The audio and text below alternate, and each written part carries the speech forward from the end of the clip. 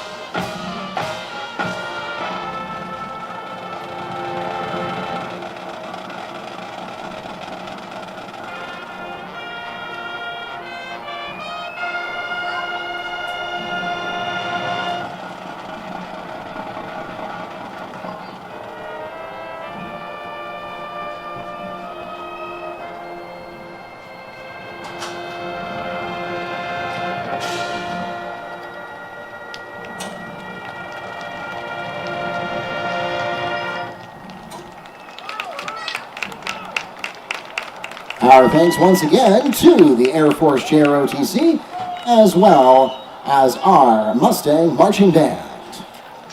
For those of you here on the stadium, we want to remind you that we are live streaming tonight's game. You can find it in two places. We are on NFHS Network, the official online home of the Florida High School Athletic Association, and we are also simulcasting on YouTube. So even if you are not a member of NFHS Network, that's no problem at all. You can go to youtube.com/Wakiva Sports or open up the YouTube app on your favorite computer, smart TV, or mobile device and search for Wakiva Sports, and it should come right up absolutely free. Please make sure your friends and family back in Eustis, elsewhere in Apopka, or anywhere in the world know that they can join us live for tonight's Week 4 football action.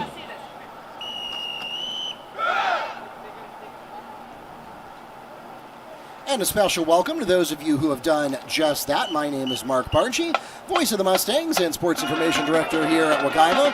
And I'll be joined in a moment by Neil Fisher of the Apopka Chief as we get ready to get going with Week 4.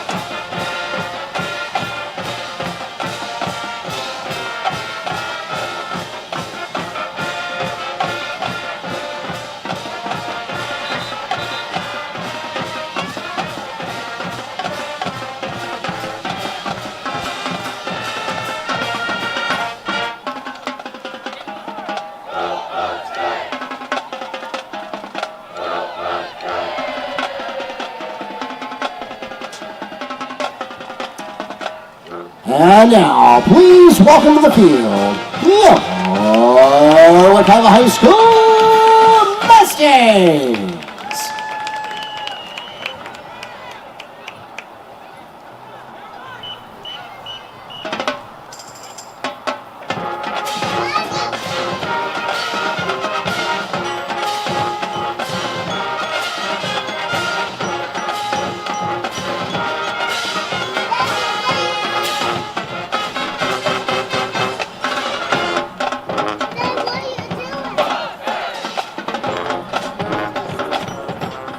as our team captains and officials take midfield for the coin toss, we'll take this opportunity to thank our officials for tonight's game. They are referee Rick Robinson, umpire Mike Grinnell, head linesman Cedric Presley, line judge Gerald Parker, back judge Todd Slack, and clock operator Dale Kniep. From the Central Florida Officials Association here in Orlando, we thank them for their dedicated service to our high school athletic programs and join them along with our participating schools, reminding everyone to make great sportsmanship a part of this and every athletic competition.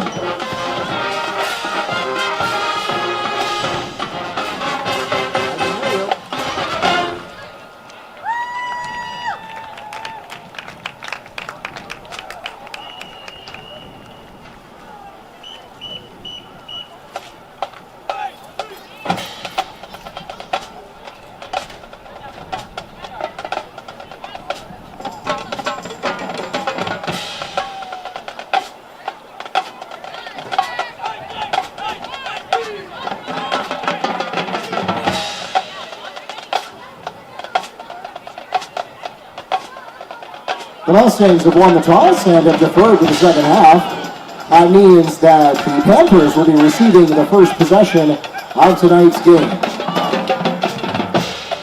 So now I want to welcome to the broadcast Neil Fisher, a longtime Apopka sports journalist.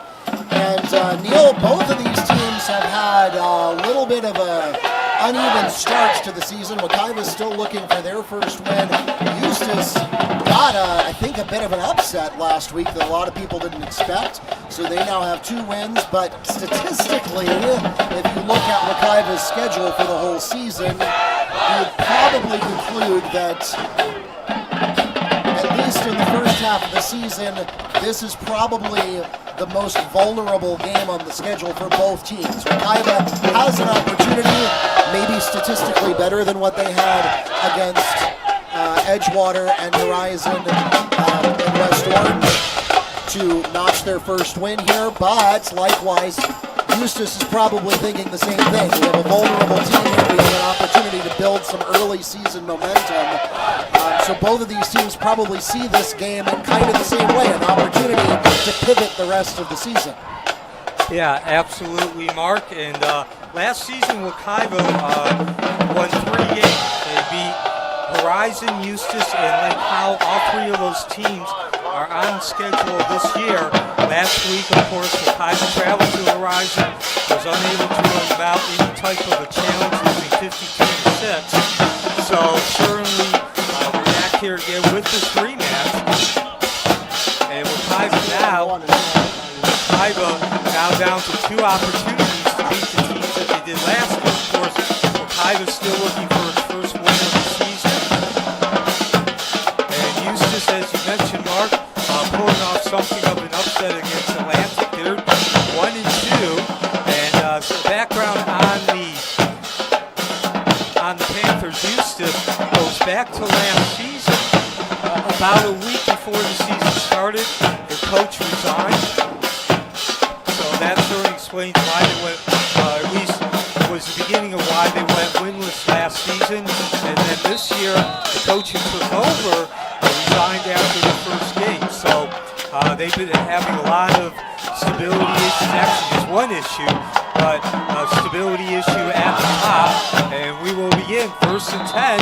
Excellent midfield, which is a story which continues to haunt Wakiva as we move into the 4th game of the season.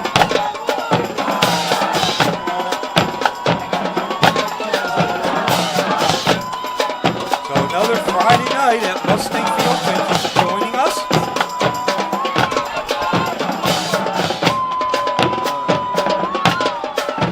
Wakiva looking for its first win of the season. And under center for Eustis, wearing the gold helmets with the white jerseys, black numbers, gold pants.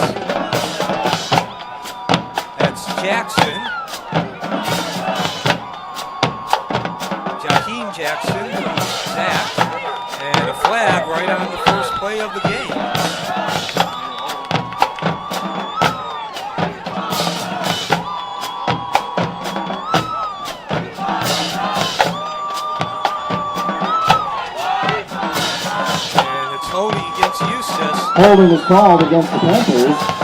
10-yard penalties in the previous spot. A replay of the down. That'll move the ball back 10 yards. Excuse me, that penalty will be declined. They'd rather have a loss of down. Okay, so ball remains at the Eustis 41-yard line.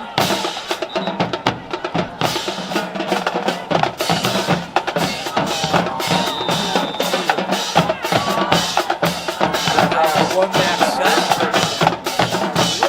Under center. Handoff plows ahead on that left side. And that's a Reed Johnson. Under center, actually. No true quarterback for Eustis. Another issue.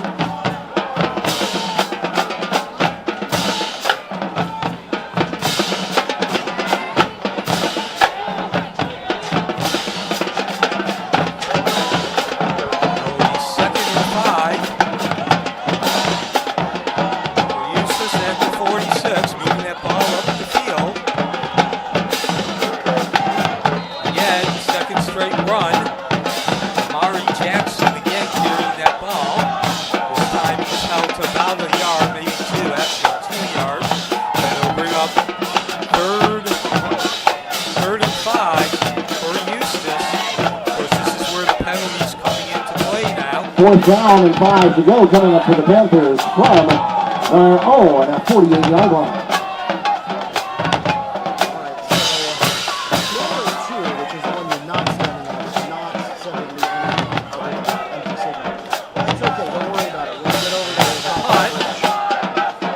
This one, a solid punt. It's going to take a Eustis row in the sense that it went out of bounds right away after it hit the ground. Punt is away from Amari Jackson.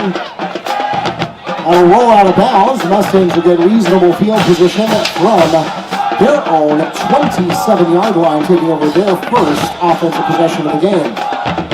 So, perfect start for Wakiva on the defense. Exactly what they needed, a 3 and out. Of course, got an assist there from Eustis on the holding penalty, which, they only had to stop him for 2 plays instead of 3. And of course, if you follow Wakiva, if you haven't, another one of their stories is their quarterbacks. They've been switching between number 4, Charlie Chukes, and number 7, Justin Sessler, as first plays a handoff and slams ahead about 7 yards on that first carry. And Sessler under center to start for Wakiva. First and 10 at the Wakiva 18, so now the ball at the 35, excuse me, it was the 28. Now 35, and there's a fumble, and I believe Wakiva did get that ball back.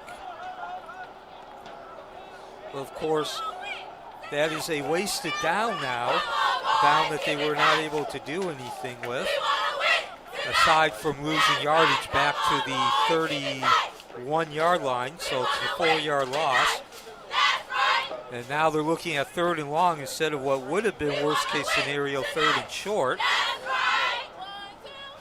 So they need to gain the 38-yard line, so 3rd and 7 now for Wakiva.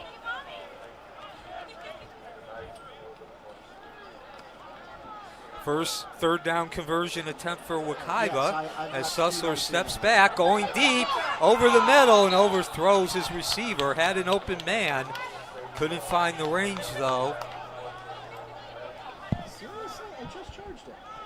And that'll bring up 4th down, and that was actually, I believe that's Chukes, the other quarterback. No, actually, excuse me, that's Bellamy, number 5, the senior. So some excitement at Mustang Field here early on the first 3rd down conversion attempt for Wakiva, but that's all it is excitement, nothing of substantial.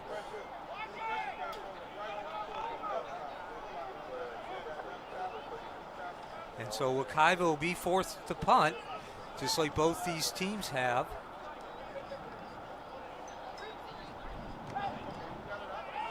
Low punt, and this will take a Wakiva bounce all the way back inside the 30, and Ari Johnson thinks better of it. Mustang punches away, takes the ball to the 29-yard line, and Panthers will take over from there at 1st and 10.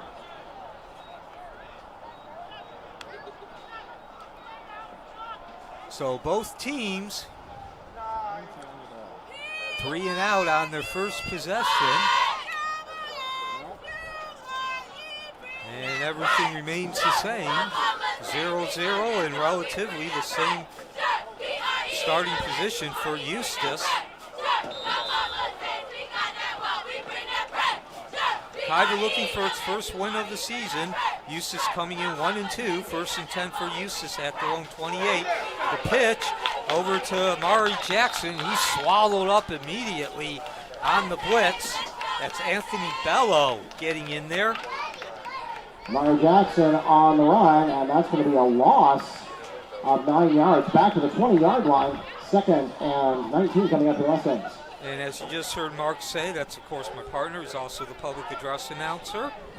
A 9-yard loss. And that moves the ball all the way back to the Eustis 20-yard line.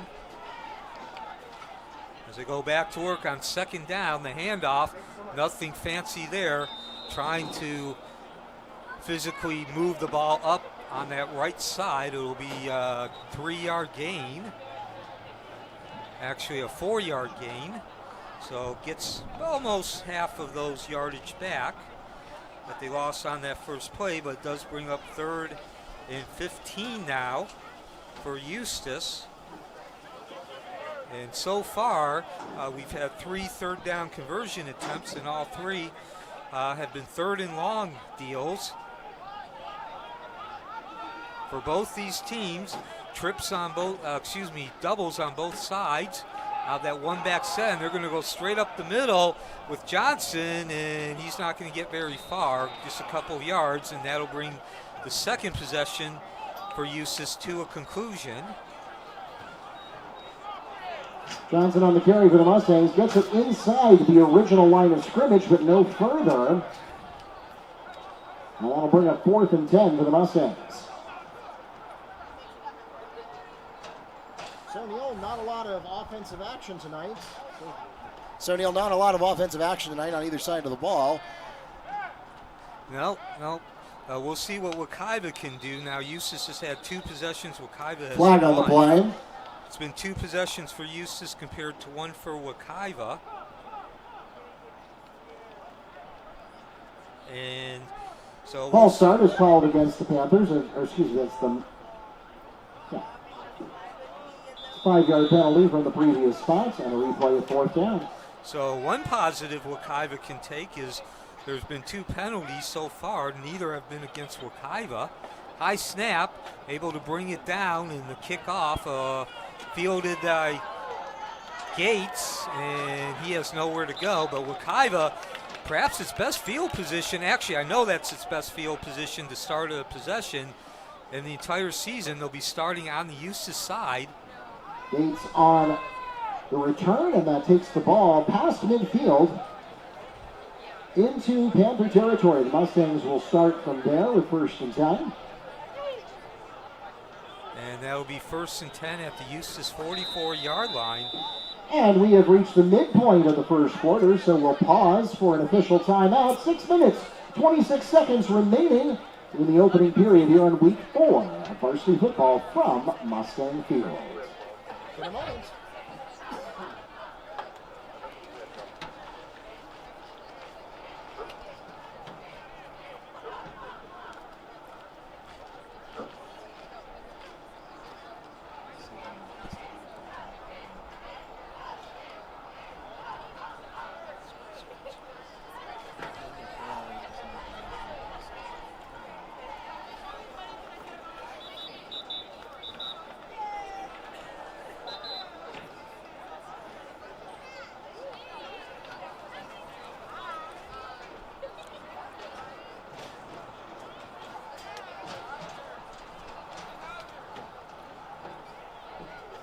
So Wakiva looking for its first win of the season. They've suffered 3 lopsided losses, a very young team, only 2 starters, 2 players with any experience at the varsity level on either side of the ball. Certainly explains it. A 1-2 record for Eustis, and Wakiva with possession, and right off the bat, a penalty. Flag on the play. Encroachment called against the Panther defense. That's a 5-yard donation to the Mustang cause. So and a replay of first down. So as I mentioned before the break, the one area Wakiva can hang its hat on is the penalties. Eustis continues to rack up those penalties now. 3. And that'll certainly help Wakiva there. Only 2 yards on that, maybe 3, but that does make it second and short now. Two downs to play with to get their first down of the game.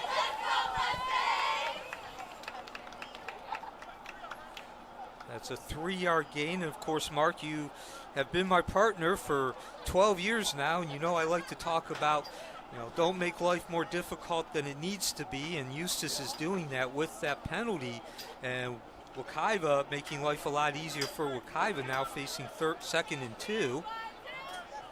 So you don't really have to get a long gain here. It's just most likely they're going to run that ball as they've been doing for the majority of the season. And they're going to go to the right side now, the quarterback draw. That's Sizzler, and he gains maybe a yard. Won't be a first down. But it'll set up a 3rd and short.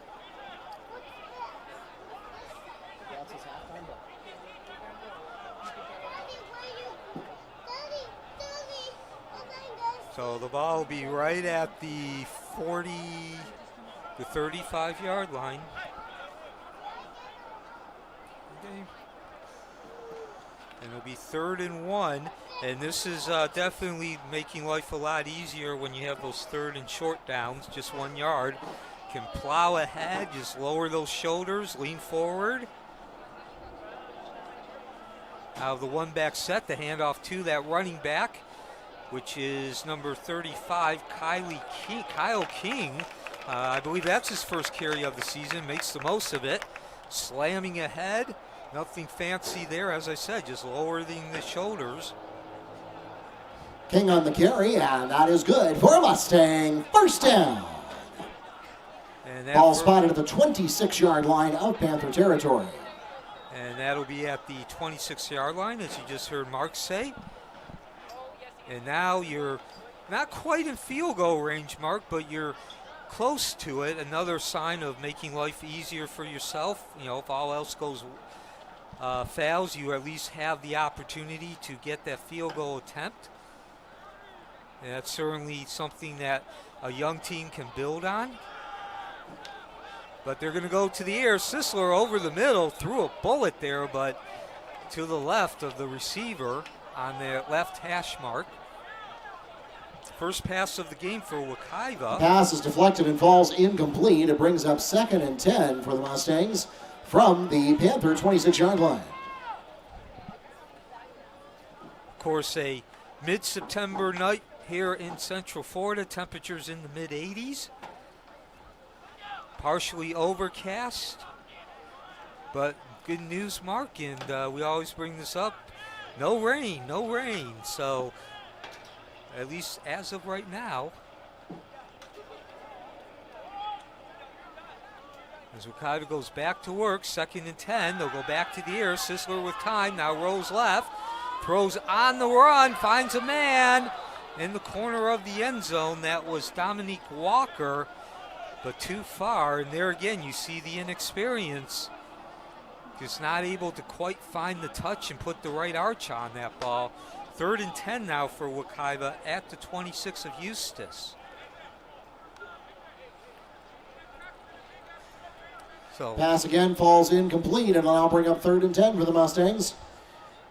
Talked last week after the game to coach, longtime assistant coach Steve Brandenburg, and he just pointed out that really Wakiva's problem now is they're showing improvement, they're making progress in practice, but not able to carry that progress over once they get into the game. The big lights, as they say, the bright lights, and the big crowd as they now go back to the ground.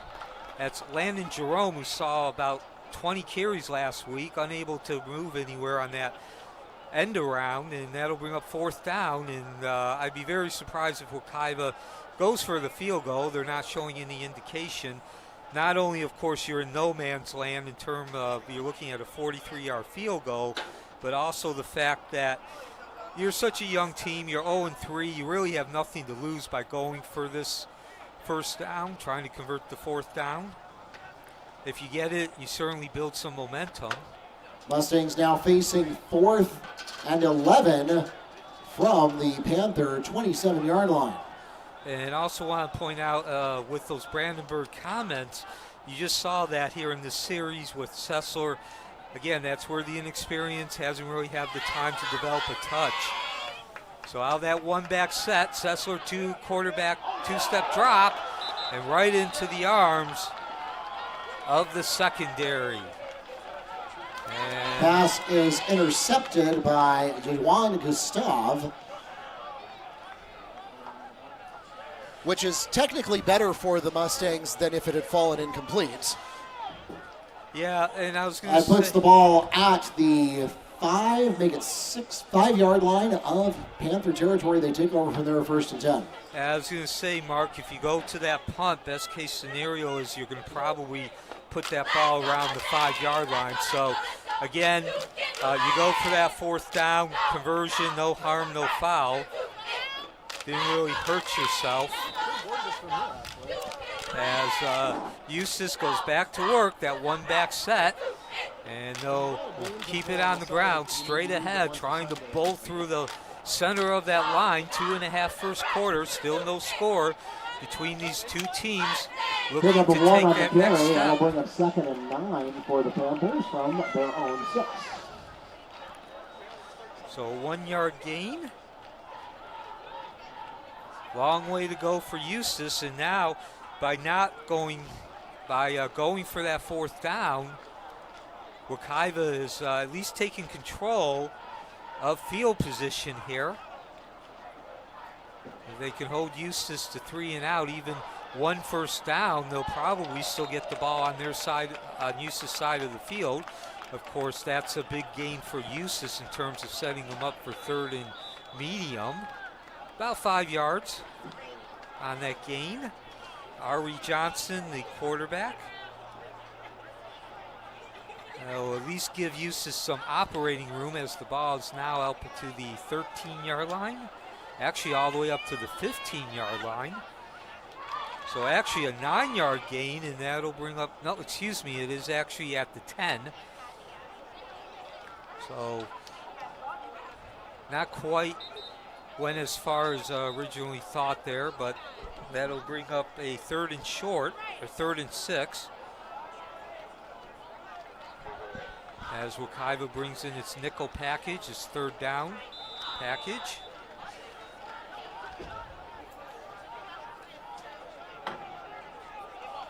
So Ari Johnson making his first start of the season under center. The leading rushers for Eustis, as they will get that first down. Run by Ari Johnson. And that is across the chain for a Panther first down. 6-yard gain to be exact, and they'll be at the 16, first down for either team.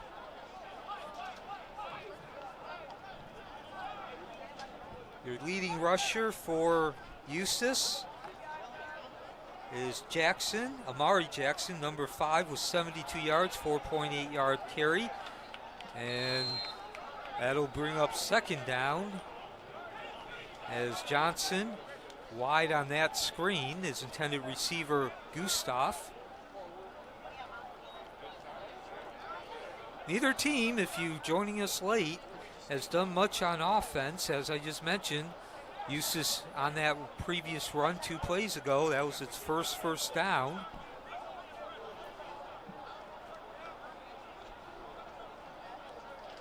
And now 2nd and 10.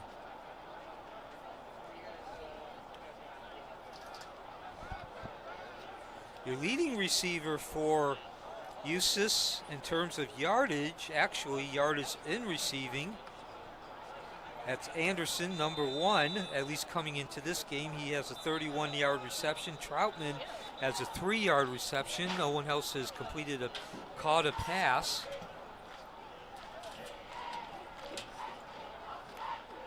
So field position swinging to Wakiva's favor on the last possession. They were able to start at their own 40-yard line. And excuse me, I actually aired that first down gain by Eustis is the first for Eustis, but Wakiva did have a first down on their previous possession.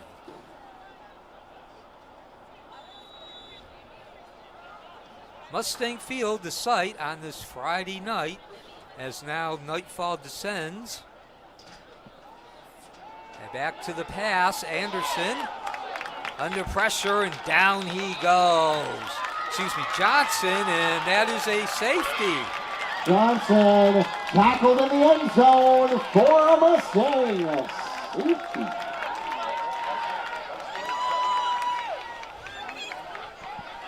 So we talked about the inexperience and youth of Wakiva, but this time it's the inexperience and youth of Eustis making the mistake there.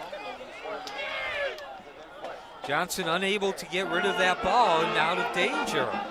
And so Wakiva takes its first lead of the season at 2-0.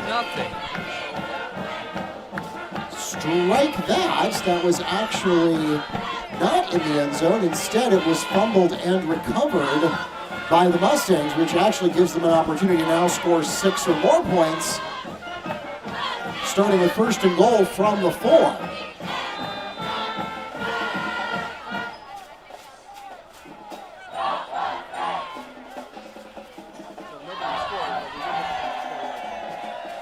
Okay, so I apologize. It is not a lead for Wakiva, but they are threatening to take their first lead of the game.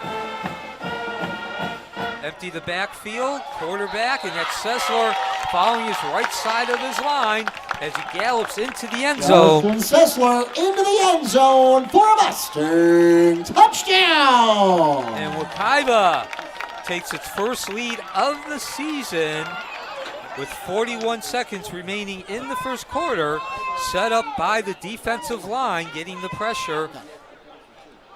Okay, so correction to what we saw a moment ago. That was a 2-point conversion, and it was good by Sessler. The previous play was not a safety. It was actually recovered by Wakiva first and then walked into the end zone for a touchdown. So bottom line is the Mustangs pick up 8 points on the series of 2 plays. First, the fumble recovery for touchdown, followed by the 2-point conversion. Okay, so again, Mark, my point. Wakiva has its first lead of the season. Please forgive us. Again, we have I'm trying to set up instant replay. Only half watching, well, I'm sorry. For those of you who are new to our broadcast, it's pretty much me and Mark. We do have a couple of our students helping out, operating the camera. We do appreciate that as Wakiva goes to the short kick. But we don't have people who are giving us, spotting us. So that's why there was all the confusion. It's an 8-0 lead for Wakiva. And with 34 seconds left, Eustis takes possession. That's 41 seconds remaining in the first quarter. Eustis takes possession at their own 35-yard line, trailing 8-0. So talked about it throughout this first quarter, Mark. One of the things I like to talk about, maybe it's not as obvious, you look at the final score, but you score when you make life easier for yourself. And Wakiva certainly for the first time this season has done that. The 8-0 lead, they take advantage of the previous possession where the defensive line caused the fumble, which then led to the defensive line getting pressure on the quarterback, Amar Johnson. He fumbles the ball, and they wind up recovering the fumble and have a 8-0 lead as we approach the end of the first quarter. And that will be a 4-yard gain. So that'll move the ball out to the 39 and 2nd and 6. You are standing at camera 2. The one on top of the press box is one, the one at the 20-yard line. And whistles now. with no time remaining in the first quarter. So we'll get the penalty and then move down to the other side of the field. It looks a little cattywampus, although it could be because it's at the handle. Or maybe what? Yeah, it could be tilted a little bit more. Let's see.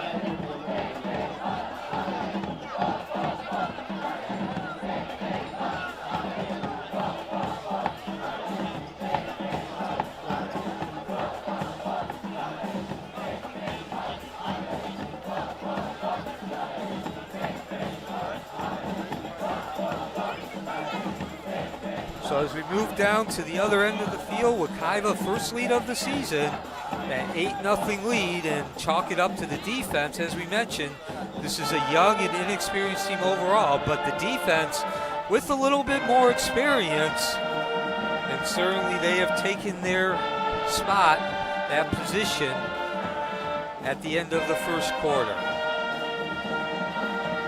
Takes us to the end of the first period. Mustangs with an 8-0 lead to open up week 4 here at Mustang Field.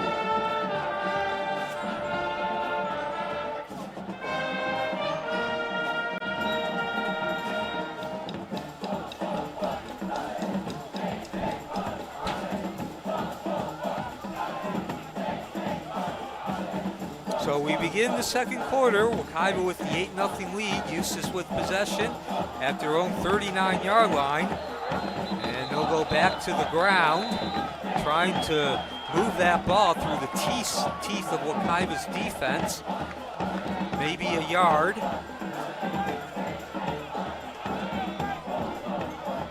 And actually nothing doing, no yardage gain. So that'll keep the ball at the 39-yard line and bring up 3rd and 6 for Eustis. Wakiva scoring.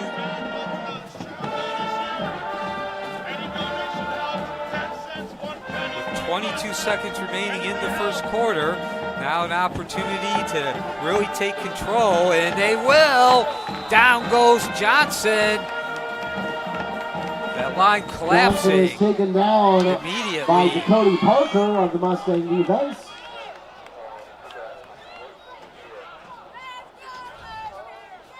And that'll officially be a 5-yard loss, but more importantly, pulls the ball back to the 32-yard line for a loss of 7. More importantly, that'll bring the possession to an end for Eustis. And again, Mark, as I mentioned, Wakiva with the chance to really take control of the field texture and position of the direction of this game. They have the 8-0 lead, and they will have possession of the ball, barring a fumble. 10:25, second quarter. Wakiva looking for its first win of the season.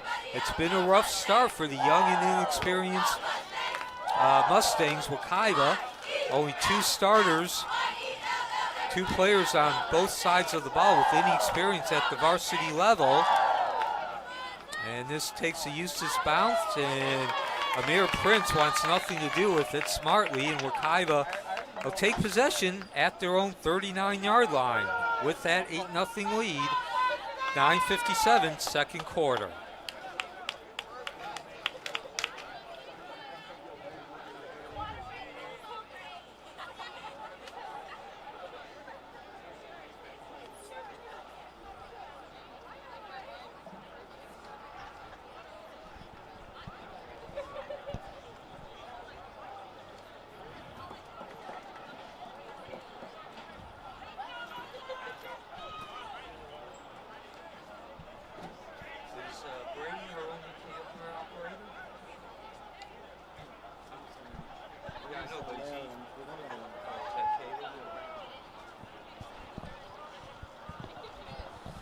So back to live action. Wakiva with a chance to up that lead. They have an 8-0 lead, first time this season.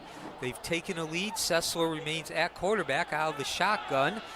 He'll drop back under pressure and escapes, slides off a couple would-be tackles, and gets a solid gain on first down. I believe that's going to be 7 yards. Justin Sessler on the carry for the Mustangs.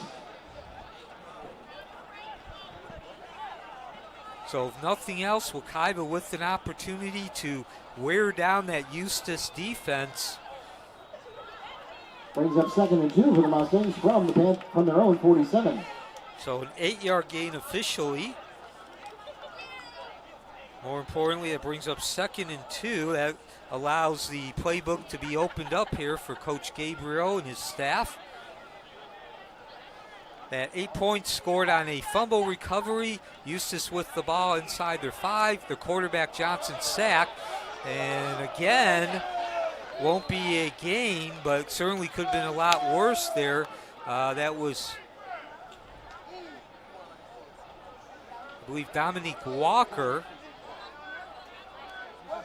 with the carries. So Walker on the carry for the Mustangs, gain of 1 on the play. Oh, so he did actually gain a yard, and that'll bring up 3rd and 1, which Wakiva, that's been, again, that's, you know, you talk about the outcome, you talk about what looks like what we call on the surface, completing passes, making long gains, putting together long drives, but you want to keep putting together those 3rd and short plays, putting yourself in 3rd and short, and that makes life so much easier.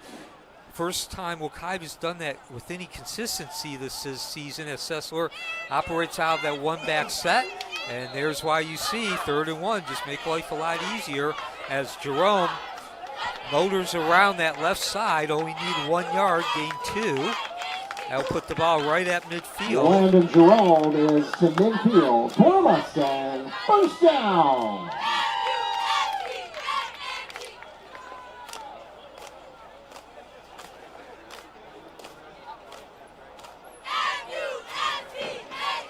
And this will also, if Wakiva can move that ball forward just the slightest amount, it'll be the first game this season they've crossed into opponent's territory twice.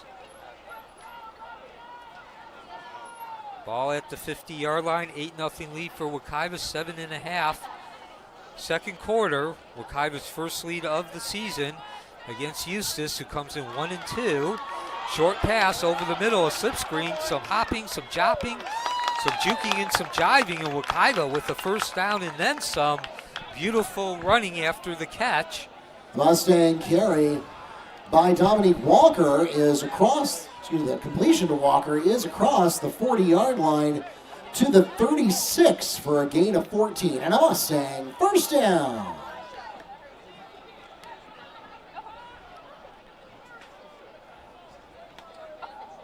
So Landon Roger, 16.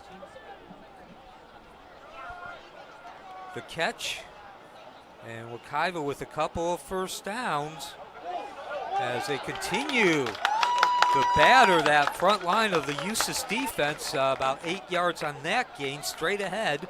Nothing fancy there. They bring up another Mustangs down to the short. 29-yard line for a pickup of 7. 2nd and 3 coming up for Wakiva.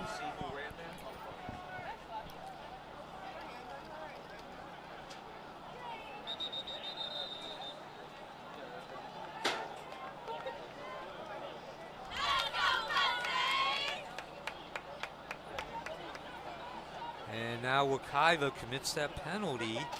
That'll send him back 5 yards. First penalty of the game, though, for Wakiva. Certainly can take some comfort. Look at that as progress. 5-yard penalty. No. 5-yard penalty from the previous spot. A replay of 2nd down. That will bring the ball back to the 34-yard line. And 1st and 15. Goes back to what I've been talking about, making life more difficult, though. You gotta gain an extra 5 yards. Out of that one-back set, Sessler, 2-step drop, and this time the pressure resulting in the incomplete pass. Sessler drops back for an incomplete pass. That'll bring up 4th and 8, and we have now passed the midpoint of the second quarter, and so we'll pause for an official timeout. 5 minutes, 52 seconds remaining in the first half. Mustangs up 8-0, and we'll have the ball with 4th and 8 when we come back from the break.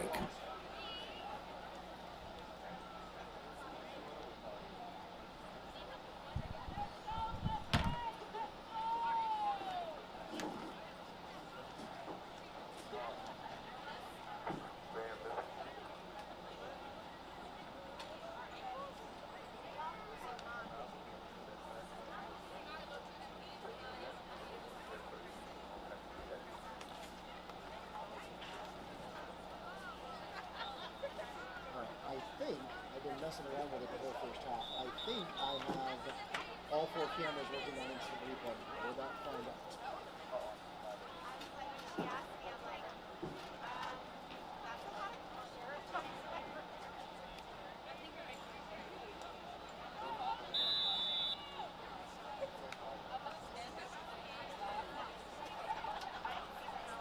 Welcome back to live action from Mustang Field.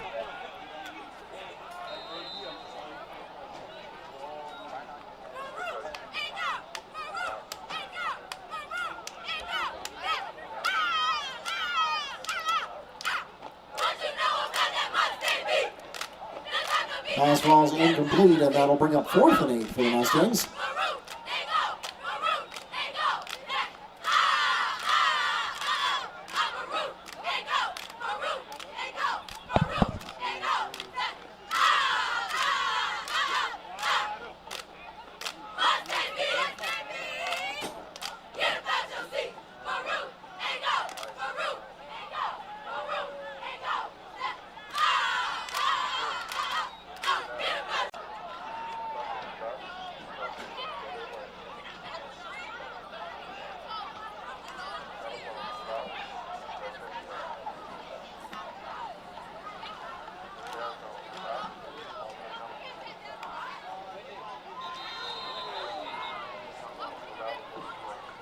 Flag on the play.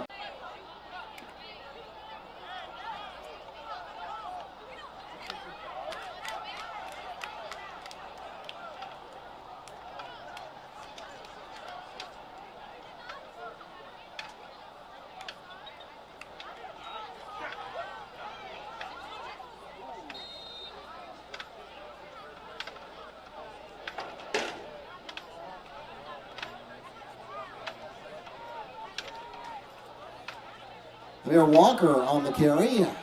No gain on the play. It'll bring up 2nd and 15 for the Panthers. Stop made by Braden Bowie.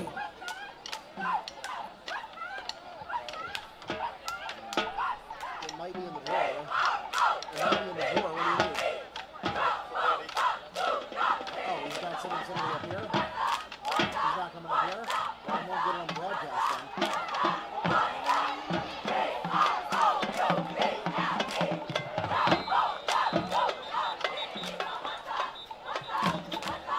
Ari Johnson on the carry.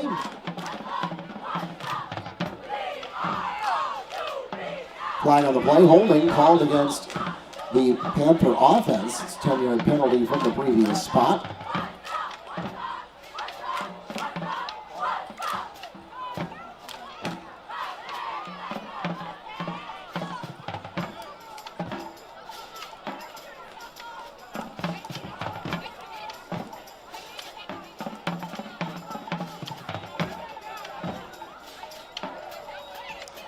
That'll bring up 2nd and 25 for the Panthers from their own 25-yard line.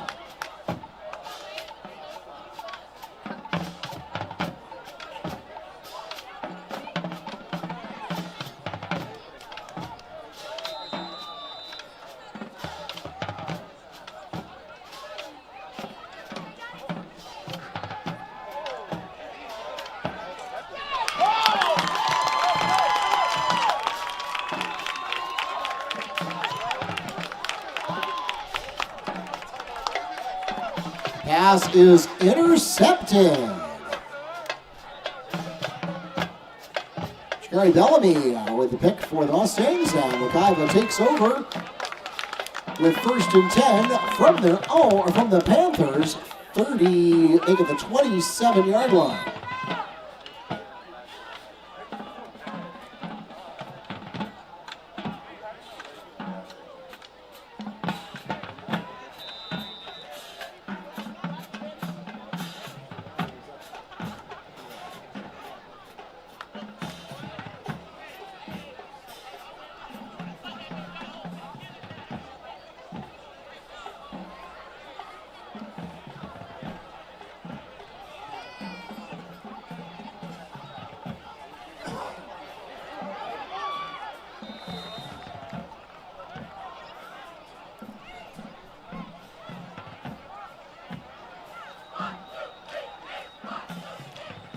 Justin Sessler on the QB sneak. Let's pick up 4 yards on the play. We'll pause for an injury timeout.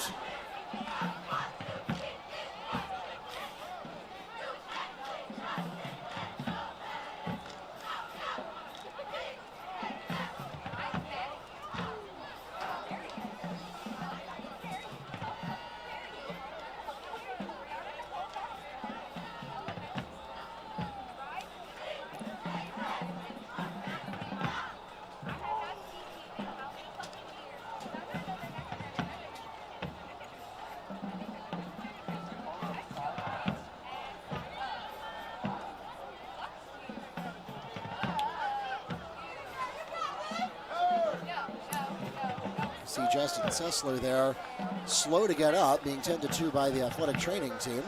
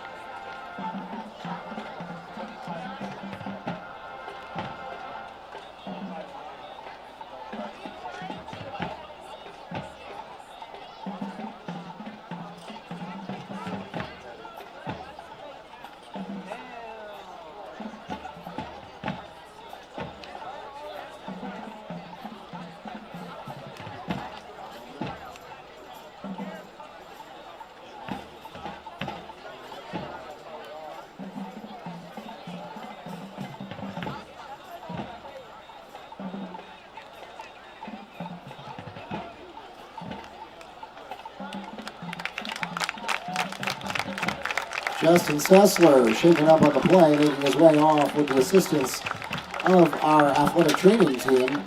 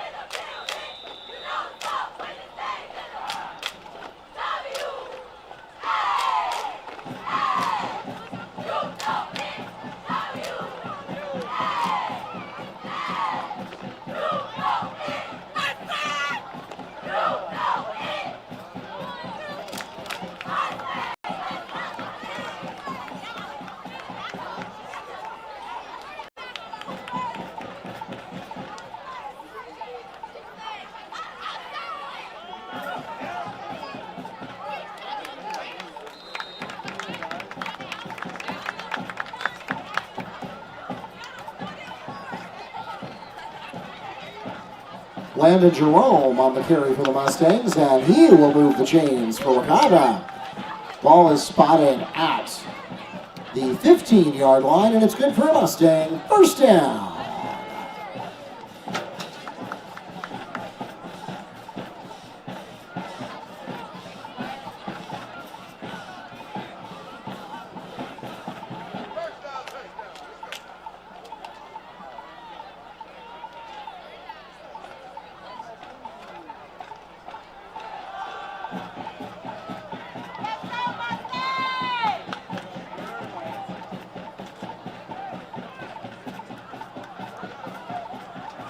Landon Jerome on the carry, KJ Jackson on the stop. That's good for a pickup of 1 yard. 2nd and 9 coming up for the Mustangs from the Panther 14-yard line.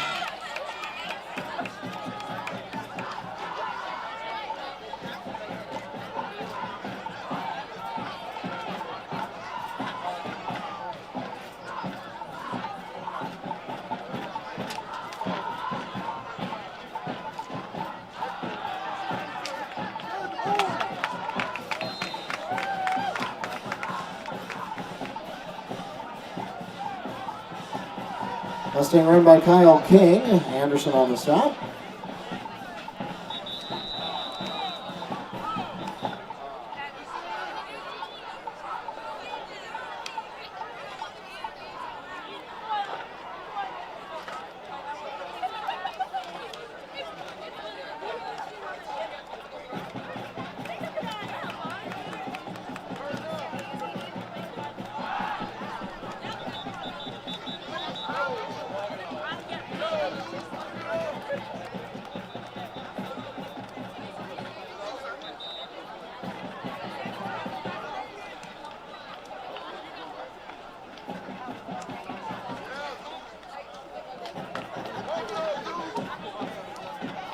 Pick up a 5, takes the ball down to the 9-yard line, brings up into the 7-yard line, brings up 3rd and short.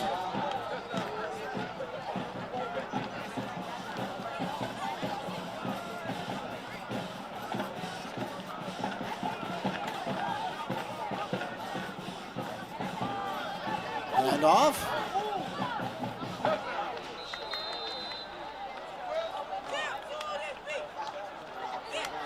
Kyle King on the carry, and Nicholson on the stop. That pushes the ball not quite to the end zone, but it is enough. We got one more set of chains. Ball spotted at the 4-yard line for Mustang. First down, first and goal from the 4.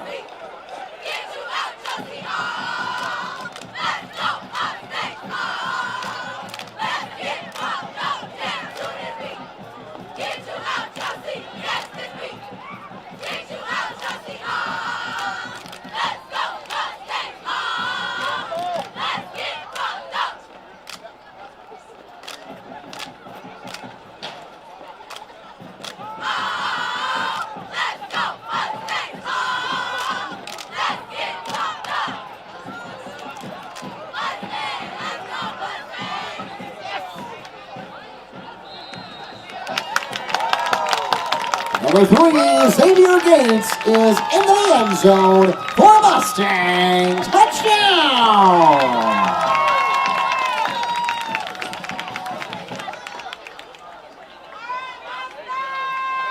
4-yard touchdown from Gates, largely unopposed as he went around that outside right corner.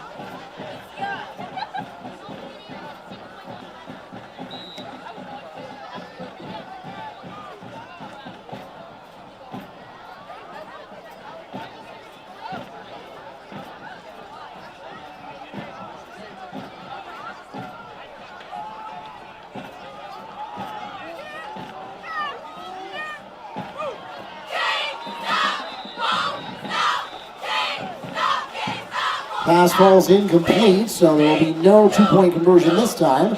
The Mustangs take a 14-0 lead with 48 seconds remaining in the second quarter.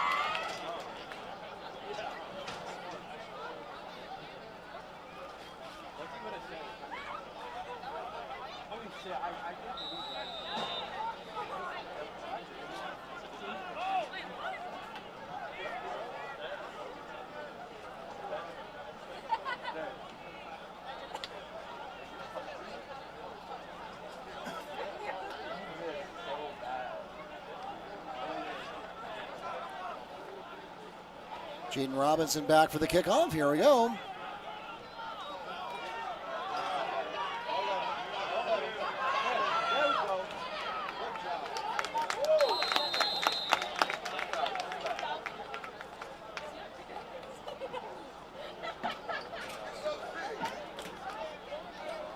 Jordan Shaler on the return. Anthony Bello has the stop for the Mustangs.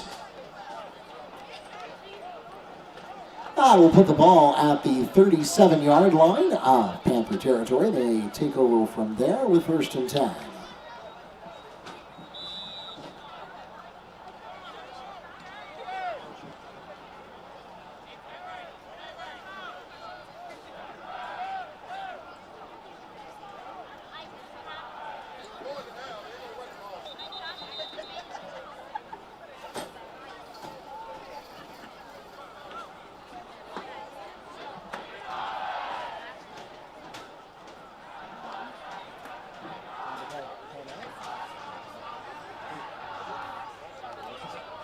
The Panthers request their first timeout of the first half. Back in a moment.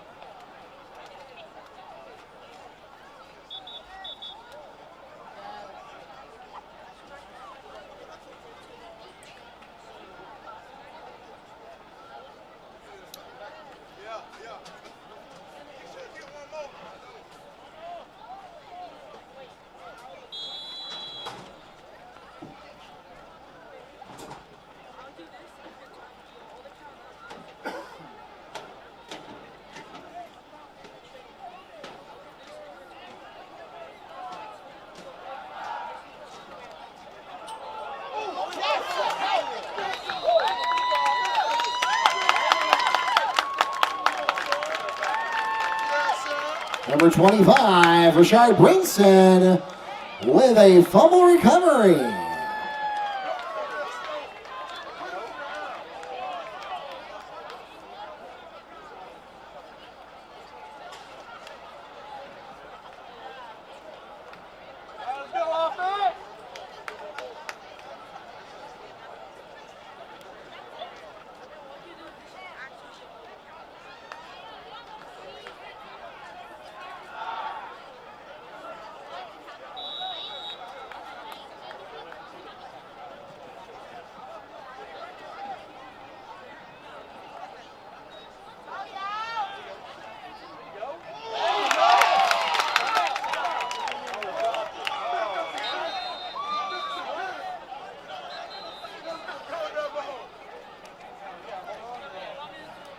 Pass intended for Xavier Gates.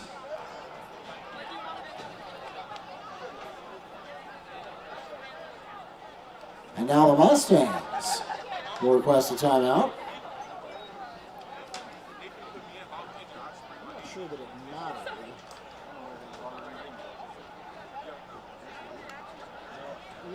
Either it was incomplete or it was complete for 0 yards. One of those.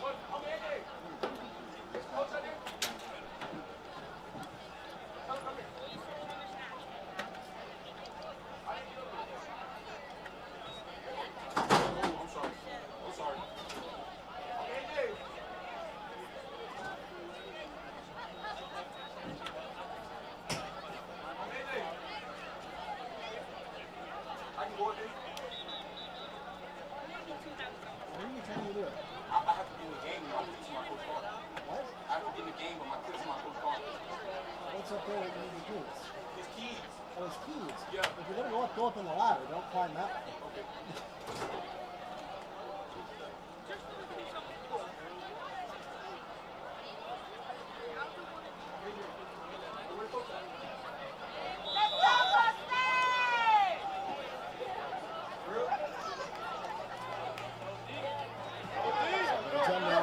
Second and 10 now for the Mustangs, airing it out. The pass is intercepted by Julian Curry.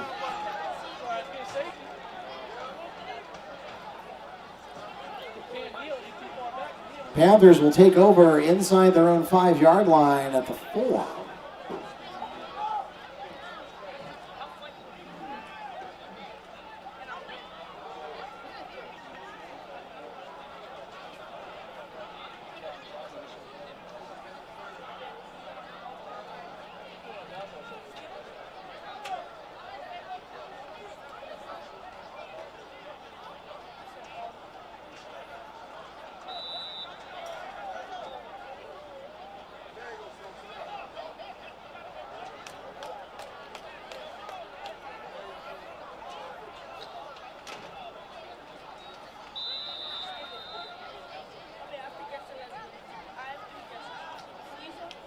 And the Panthers will take a knee, and that will take us to halftime. The Mustangs will go into the locker room with a 14-0 lead. Don't go anywhere. Halftime presentation coming up next from the Mustang Marching Band.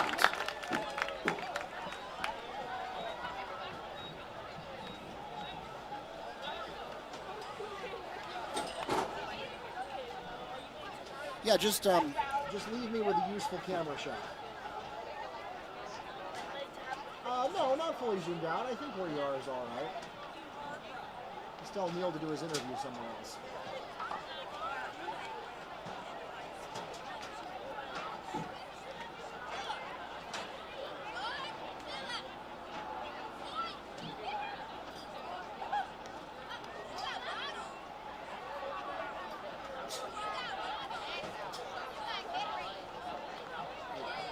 On your way back, grab a couple of bottles of water from the hospitality tent where the officials are sitting.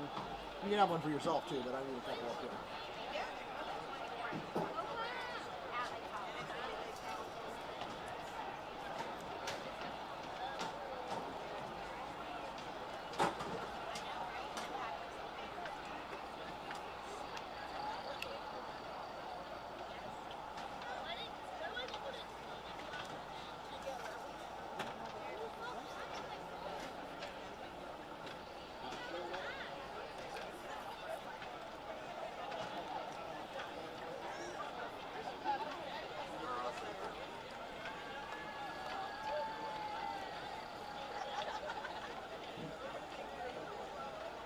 Run back to see how they scored that first one? Yeah, I think it was times and ran it right in. So I was trying to get instant replay right there. Which I finally have gotten now. I was looking down and then Neil saw it as a safety and I'm like,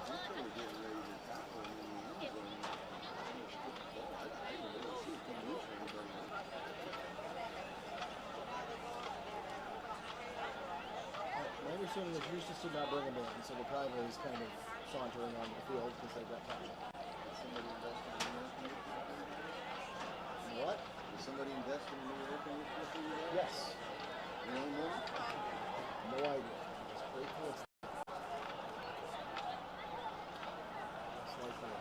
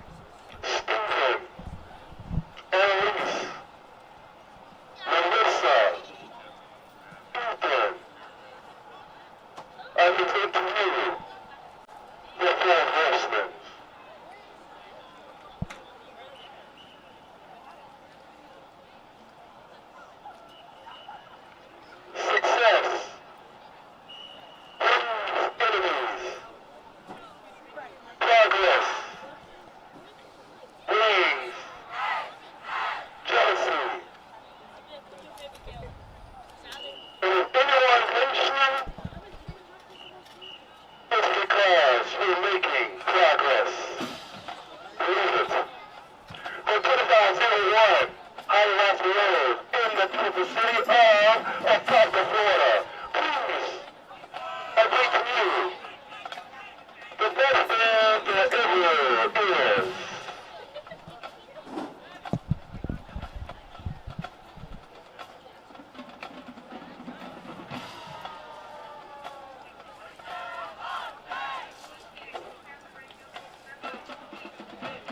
The fabulous, fantastic, marvelous, magnificent, and the superior rated band. It is the Wakiva High School Mountain Marching Mustangs.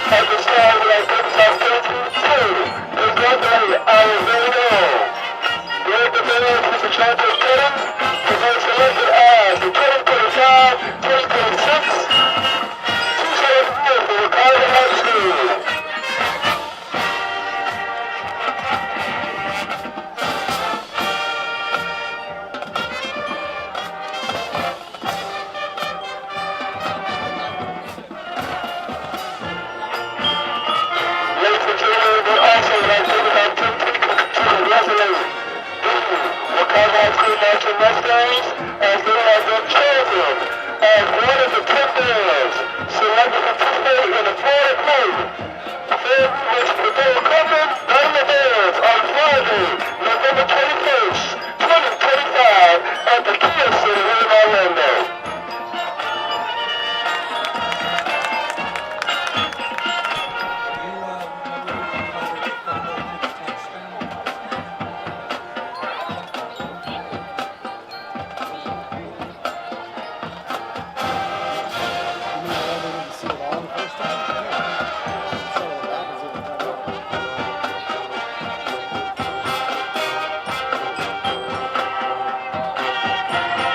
Guys, we'd like to take time to ask you to support the Wakiva High School Mountain Marching Mustangs Florida as we are planning to go to the annual Sugar Bowl Battle of the Bulls and the Rays in New York, Louisiana. December 29th to January 2nd. We are still currently accepting donations. To take the entire band is going to cost the band $180,000. Trip with the school in order to donate to this cause. Once again, please support the Wakiva High School Mountain Marching Mustangs Florida.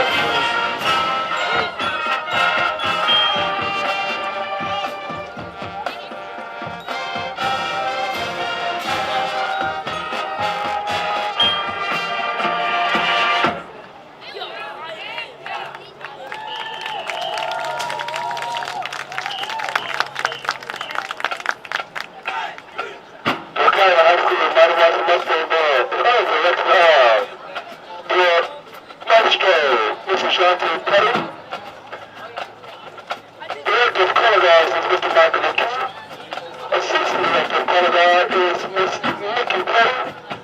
Assistant Director of color guards is Mitchell Brown. Percussion director is Mr. P.J. Johnson. Once again, give up for the Wakiva High School Mighty Marching Mustang Band.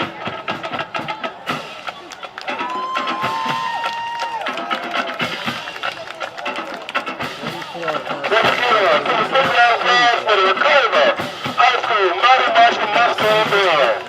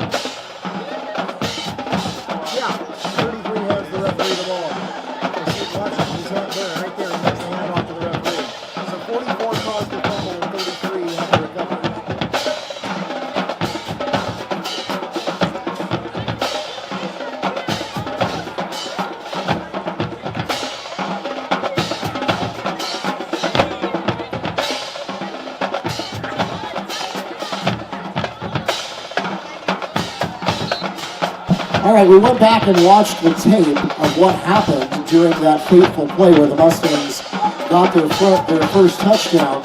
That was Jacody Parker who forced the fumble, and it was Anthony Bello who picked it up for the touchdown. So credit the forced fumble and the touchdown accordingly to Parker and Bello. That's what put the Mustangs on the board, 8-0.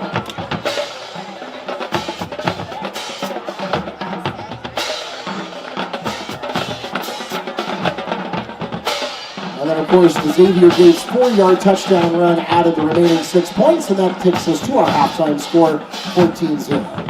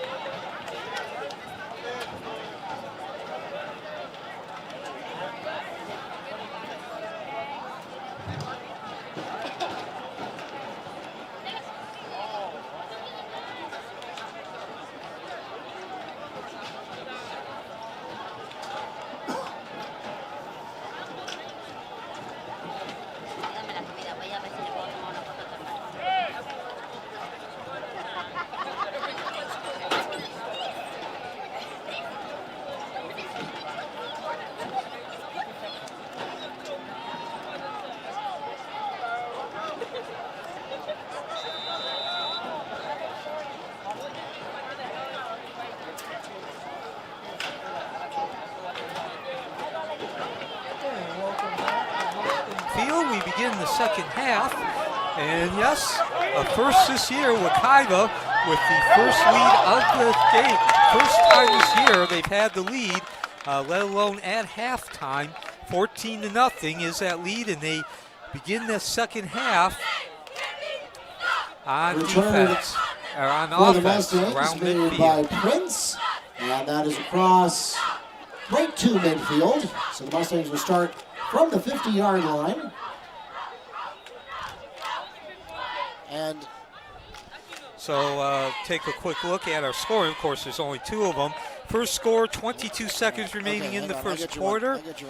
And Eustis, quarterback, Amir Johnson, sacked in the end zone, stripped of the ball by at the sack, and the fumble was caused by Jacody Parker. Anthony Bell stripped the ball immediately after, as that first play will gain about 2 yards, a slip screen. And then with 48 seconds remaining in the second quarter, Xavier Gates busting through the middle of that line, nothing fancy, just lowered the shoulder as well as the offensive line, and that was a 4-yard gain, made the score 14-0. 2-point conversion successful on the first touchdown, not so successful on the second touchdown, and that's where we are, 14-0. Not a lot of yards gained by Wakiva, only 98, but dominant advantage, as Eustis has gained only 7, including, as I mentioned, that first touchdown. They lost 10 yards on that actually, they lost 16 yards on that possession, as this is King trying that right side. He runs into a wall. So Eustis so far doing exactly what they need to do at the start of the second quarter. 2 very short gains. As a matter of fact, that second gain is a loss. That takes the ball back to the Wakiva 48-yard line. So it's been a number of firsts, as well as Wakiva holding the lead. One of the other ones is that Wakiva has ventured into the opponent's territory more than once. The majority of this game has been played on Eustis' side of the field. Of course, Eustis, a team that has had a couple of really rough years going back to last year. We'll get to that in just a moment. The one-back set, that's the quarterback. 2 receivers on each side on 3rd and 12. And that is Charles Chooks in there. If you joined us late, Justin Sessler was injured with about 30 seconds remaining in the first half. He's the starter. And, of course, with that 14-0 lead, was certainly moving the team, putting them in a position to win. And now the penalty. That will be only the second penalty against Wakiva, but a very lethal penalty as it comes on 3rd down, as Wakiva trying to establish some momentum, trying to establish control of this game from the get-go in the second half. That'll push the ball back to the Wakiva 43-yard line. So now 3rd and 18. The line to gain for that first down is the 40 of Eustis. Under 10 minutes, first quarter. Chooks set back, goes deep over the middle into a gaggle of Eustis players. The ball was actually tipped by Beecham, the wide receiver. In right place, right time was Gustav, and now he motors up that right sideline. He's going to get some good yardage on the return as well as the interception. When all's said and done, that ball is on Wakiva's side of the field. Amari Jackson has the interception and a good 30-plus yards on the return. That puts the ball in Mustang territory.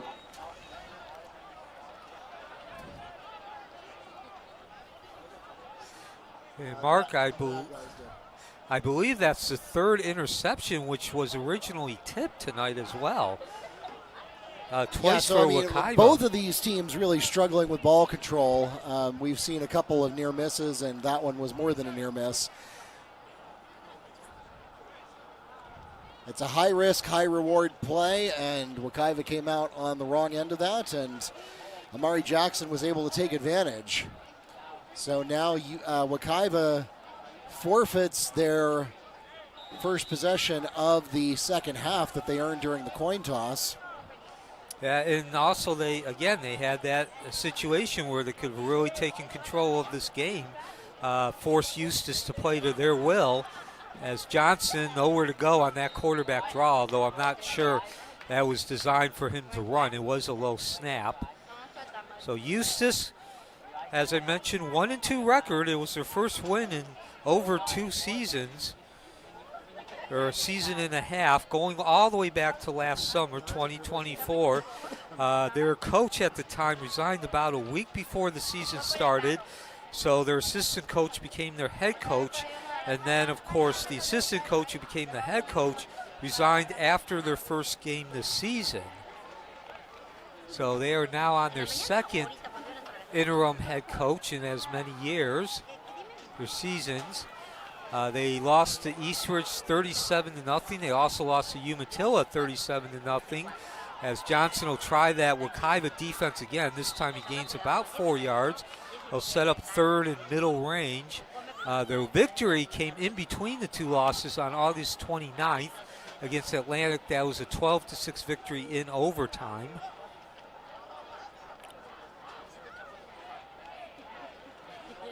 And now Eustis facing a third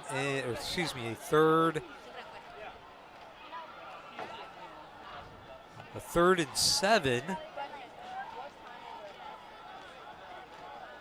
from the Wakiva 44-yard line.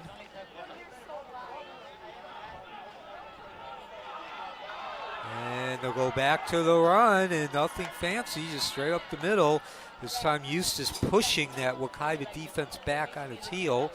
That was Jaheim Anderson. Jaheim Anderson on the carry.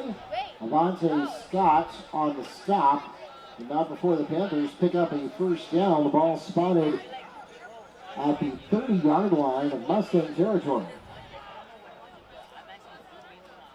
So Eustis showing some signs of life after that interception.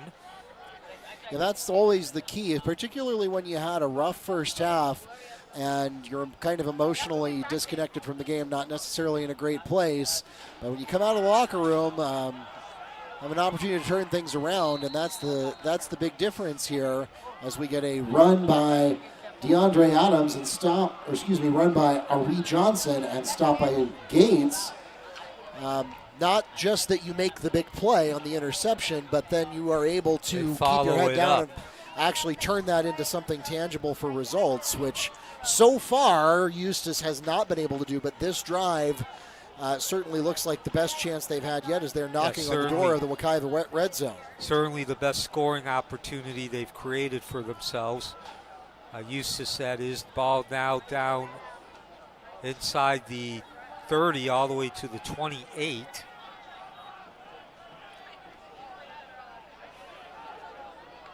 So not quite in field goal range, but certainly worst case scenario on the edge. And this should take them inside as Johnson motoring and doing some body maneuvering, juking and jiving. He'll pick up the first down, most importantly. Ari Johnson on the carry. Couple of quarterback draws. That is good for the first down. Gets right to the Mustang 20-yard line, pickup of 7. It is just enough for the first down, and we have reached the midpoint of the third quarter, so we'll pause for an official timeout. 14-0, but the Panthers knocking on the door of the red zone with 5:54 to go here in the third quarter.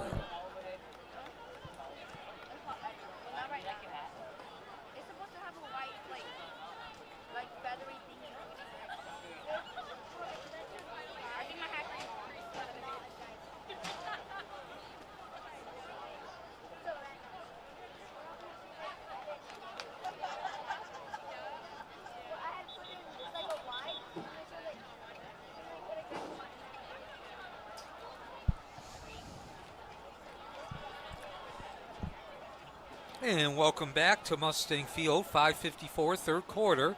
The homestanding Wakiva Mustangs holding a 14-0 lead. But Eustis on offense, the team in white, with those gold helmets, very Notre Dame-ish, threatening now 1st and 10 at the 20. A couple of quarterback draws by Amir Johnson, and they're inside that red zone. One back set. So both teams have played all day, and nothing doing there. That middle was clogged up right away. Amari Jackson on the carry, Gene Robinson on the stop. No gain on the play. In fact, perhaps a short loss. It brings up 2nd and 11 for the Panthers. So this drive, possession began at the Wakiva 44. Charles Chooks, who did not start, the starter Justin Sessler went out about half a minute remaining in the first half with an injury. Still waiting to get an update on Sessler. Threw an interception. It wasn't his fault, though. Pass was tipped by the receiver, intercepted by the DB. And a nice run back about 35 yards, bringing it back to the Wakiva 44. And now here we are 6 plays later. And now the Wakiva defense toughening up after a couple of quarterback draws produced the first down. Matter of fact, I believe Eustis lost some yardage on both of those plays. So 4.5 Carried by Jaheim Anderson. No gain on the play. 3rd and long 10 or short 11 for the Panthers. So certainly critical play in this game for both And teams. Eustis requests their first timeout of the second half. So your scoring summary, again, 4:20 remaining, 3rd quarter. First point scored with 22 seconds remaining in the 1st quarter. Ball was inside the 5-yard line.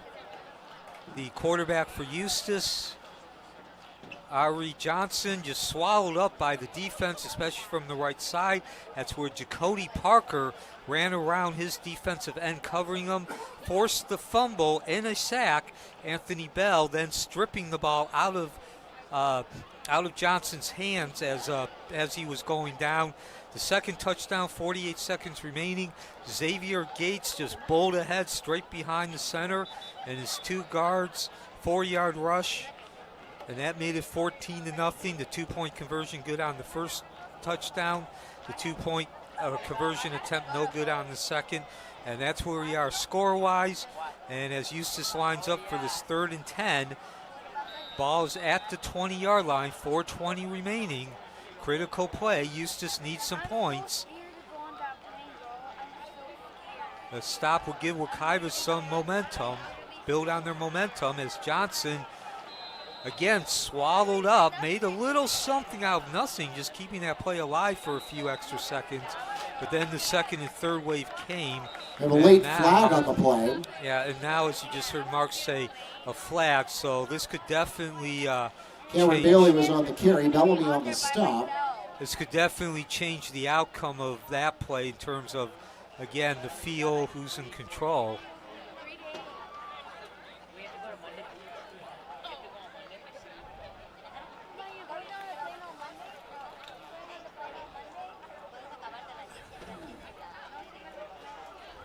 Dead ball after the play. Unsportsmanlike conduct called against the Panther offense.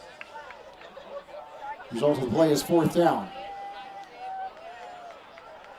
So take a deep breath, Wakiva Nation. Mark, that is one thing I have pointed out a couple of times tonight, but now as we get into the latter stages of this game, 4 or 6 remaining, I just want to point it out. I think it's even more important in terms of us getting to this position in the game, the 14-0 lead by Wakiva. Wakiva's committed only 2 penalties tonight, and of course, we've said time and time again, they're usually the teams that are making those bad penalties, the penalties that really cost your team in terms of changing the momentum and direction of a game. Well, yeah, and I mean, not only that, they go from 3rd and 11 to 4th and 26. So everything that we just said about being able to hold on to the momentum from what was otherwise a great play now kind of goes by the wayside. They'll get a little bit of that back here. Yes. They'll get a little bit of that back here, but not nearly enough, as that's Number 19, Ari Johnson on the carry. That will put the ball at the 34-yard line, which is not enough for the first down, and it will turn the ball over to the Mustangs. Yeah, and coming up with that stop also negates Eustis's opportunity to create some momentum and really create a threat to that lead. Remember, that possession started with an interception.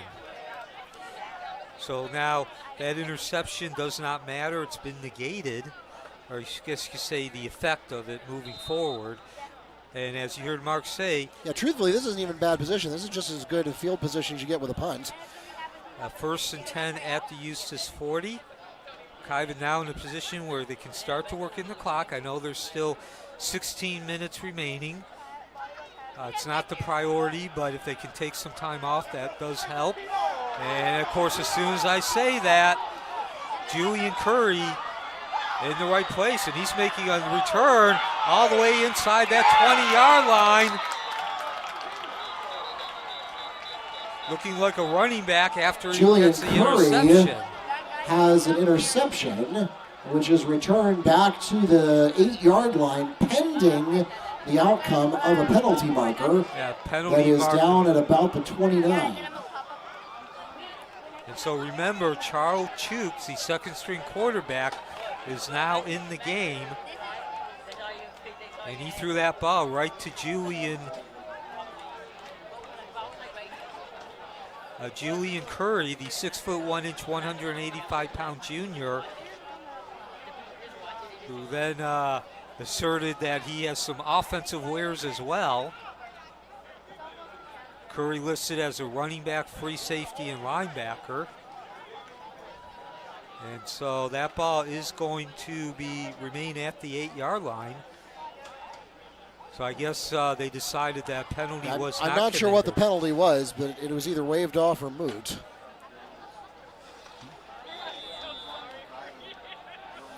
The penalty was against Wakiva, so obviously it was declined. Okay, so I also assume it was before the interception then as well. And again, Johnson nowhere to go. He's swallowed up again. This time, I believe that was Jakari Bellamy. Adrian Jackson has the stop against Ari Johnson. He puts the ball at the 9-yard line and brings up 2nd and goal. So the best scoring opportunity that Eustis has created for itself does not start the way that you'd like it to, losing a yard.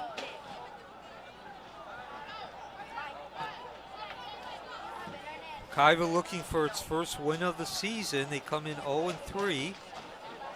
Big time losses to Edgewater, West Orange, and Horizon.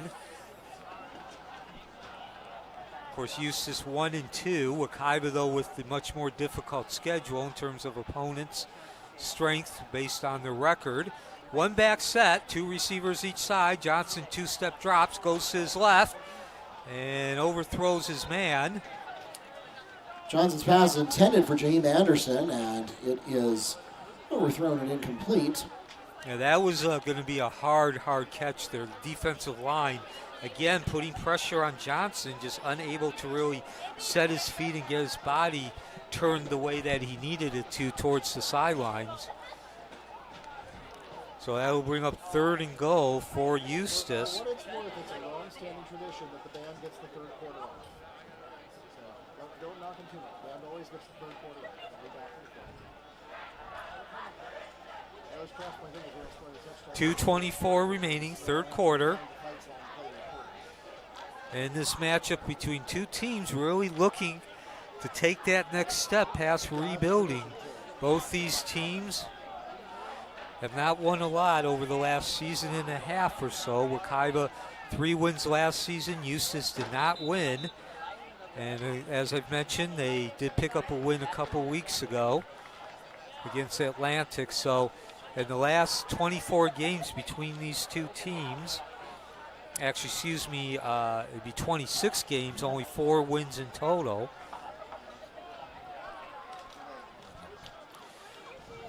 Flag on the play, delay of game is called against the Panthers. 5-yard penalty from the previous spot. Now 3rd and goal from the 14. Out of the shotgun, quick release by Johnson, and an even better defensive play at the front end of that end zone. Someone got a hand and knocked that ball down. Pass is batted away by the Mustangs secondary. That'll bring up 4th and 14. Well, Neil, if this were the NCAA or the NFL, this would be an obvious field goal situation. However, in high school, you never know. It really depends on what your kicking game looks like. Yeah, well, again, going back to what I was just saying, both these teams rebuilding, only 4 wins over the last 26 games. I think if you're both coaches, you're looking at we have nothing to lose. As Johnson goes into the end zone again, as you expect, in a second completed, and the Mustang defense, Wakiva, comes up big for a second consecutive possession.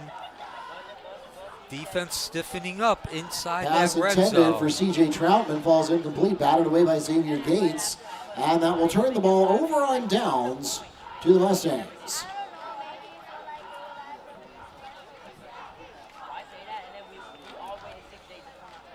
So Neil, that was another high-risk play, although Well, I guess the worst that could happen is it What gets happened? intercepted. Yeah, well, no, if it had been intercepted, actually, that would have been worse because then Wakiva would have ended up at the 20. 2 or 3 yard line if he'd run it out. oh, from the Wakiva. Yeah, so perspective. it's all about the same difference, plus or minus 5 yards.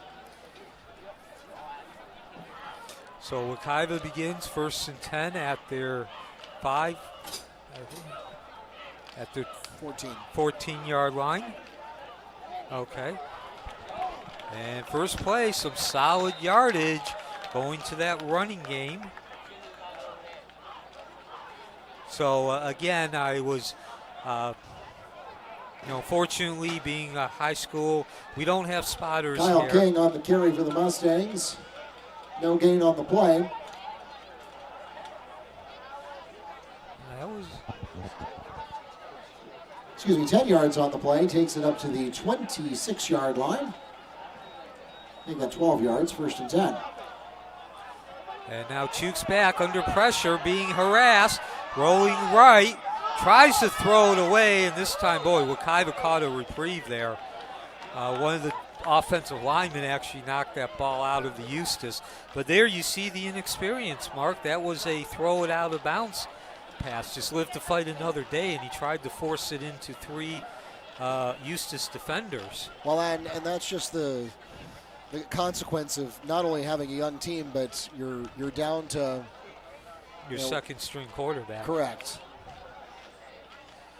So again, Wakiva has thrown, I believe they've thrown 3 interceptions tonight, but to be honest, they've also caught a break 2 or 3 times as well. Oh, excuse me, it's 4 interceptions. But my point is, even though they have quite a few more interceptions than you'd like, it actually could have been even higher. They've caught breaks on a couple of those passes, including that last one. So again, Chukes, the second string quarterback, Justin Sisler, the starter, injured with about 30 seconds remaining in the first quarter. And now with a minute and a half, we have a completion that'll set up 3rd and medium range.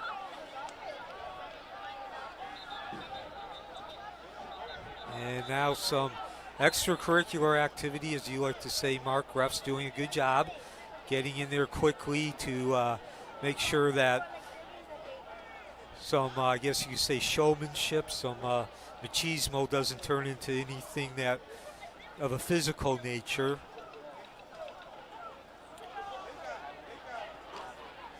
And so no harm, no foul. And Wakiva will be looking at 3rd and 7. Well, I've been charging the other one, so you can come get it if you want. It'll be, ball is at the 30-yard line. They need to gain the 36. So it is about 6.5. Chuk's now rolling right. He's got time. Now that time's run out, and he tries to turn it up quarter. Give the linebacking crew credit, forcing Chukes to run out of bounds, now allowing him to turn up field. And he was being chased by Kenny Stevenson, the 5'9", 180-pound junior, forcing him out of that pocket. And so Wakiva will be forced to punt here.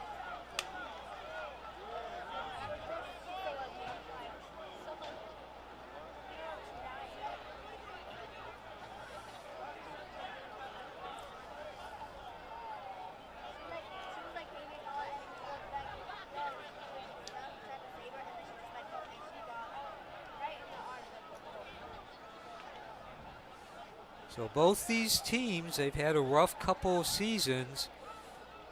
Eustis failing to win a game last year, Wekiva winning only 3. Eustis coming in tonight 1-2. Wekiva 0-3. A win certainly would go a long way for both these teams. And there's something, unfortunately, has continued throughout the season.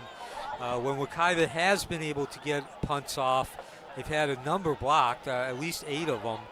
But when they have been able to get them off, they just have not been very good. And, of course, they don't really have a true punter on the roster. So Eustis, for the 3rd consecutive possession here at the start of the second half, well, in the entire 3rd quarter, there's only 15 seconds remaining. With a golden opportunity to get on the board, they'll have the ball at the Wekiva 42-yard line. Down 14-0.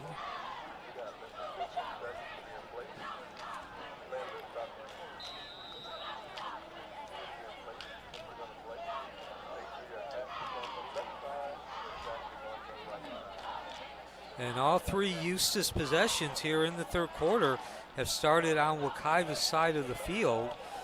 The first at the 44 and then the 8, and now this is the 42. Johnson lines his team up. They'll go with a 1-back set, an H-back. Now they bring the receiver over. Out of the pocket, rolling to his right, throws, and incomplete. One-on-one coverage along that right sideline. 8 seconds remaining in the 3rd quarter.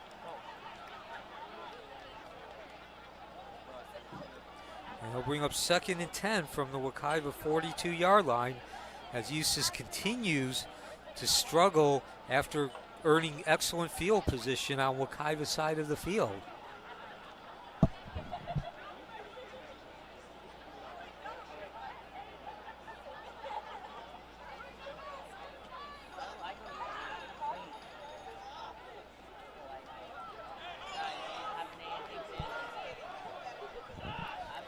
So most likely the last play of the 3rd quarter. And it's an important play here. Need to set up 3rd and short. Again, don't want to go away without points for a 3rd consecutive time. And this play is probably coming back. There was a flag at the 40. And so that's usually holding. A lot of excitement over there on the Eustis bench, but they are now just realizing there's a flag. Ref standing Flag on the play. 44-yard line. Holding. Ball against Panthers. That run will come back.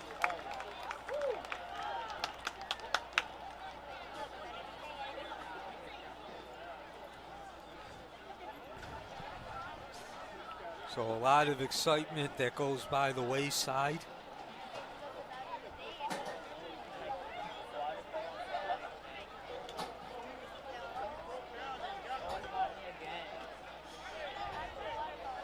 And not only will it negate that touchdown, but it's going to push the ball back to the Eustis side of the field. And yes, that was the last play of the 3rd quarter, so we'll begin the 4th quarter on the other. Next play will take place on the other side of the field, roughly about 5 yards as it is, but nonetheless, on the other side. Takes us to the end of the 3rd quarter. 12 minutes left to play, no score. Oh, excuse me.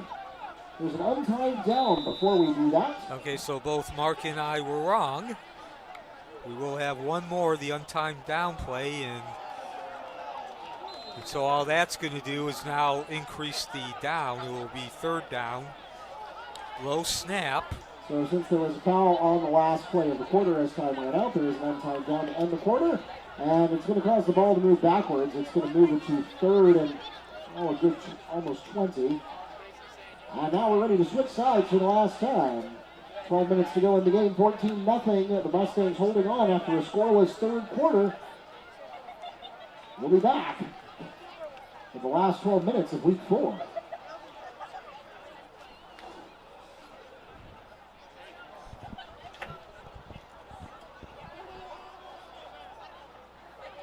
For those of you here in the stadium, we want to remind you that we are headed into the 4th quarter, so if you have not already done so, make sure you give them a call and know that we are almost, there's almost time for them to be picking you up, and they should be headed this way. We appreciate your cooperation and your help in allowing our administrators to close the facility promptly and get home to their families after the conclusion of tonight's game.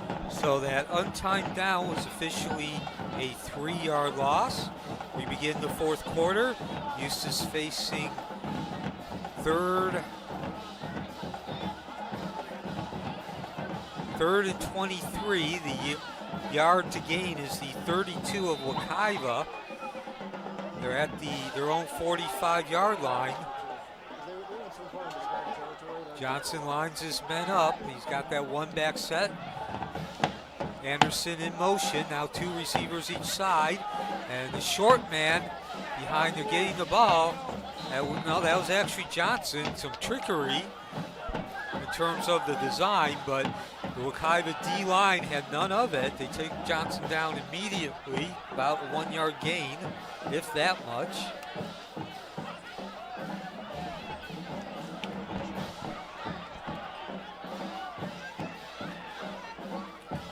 And now it's 4th down for Eustis.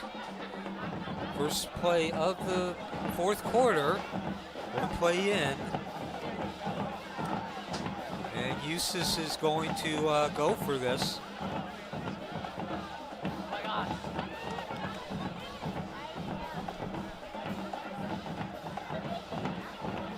And actually, excuse me, I'm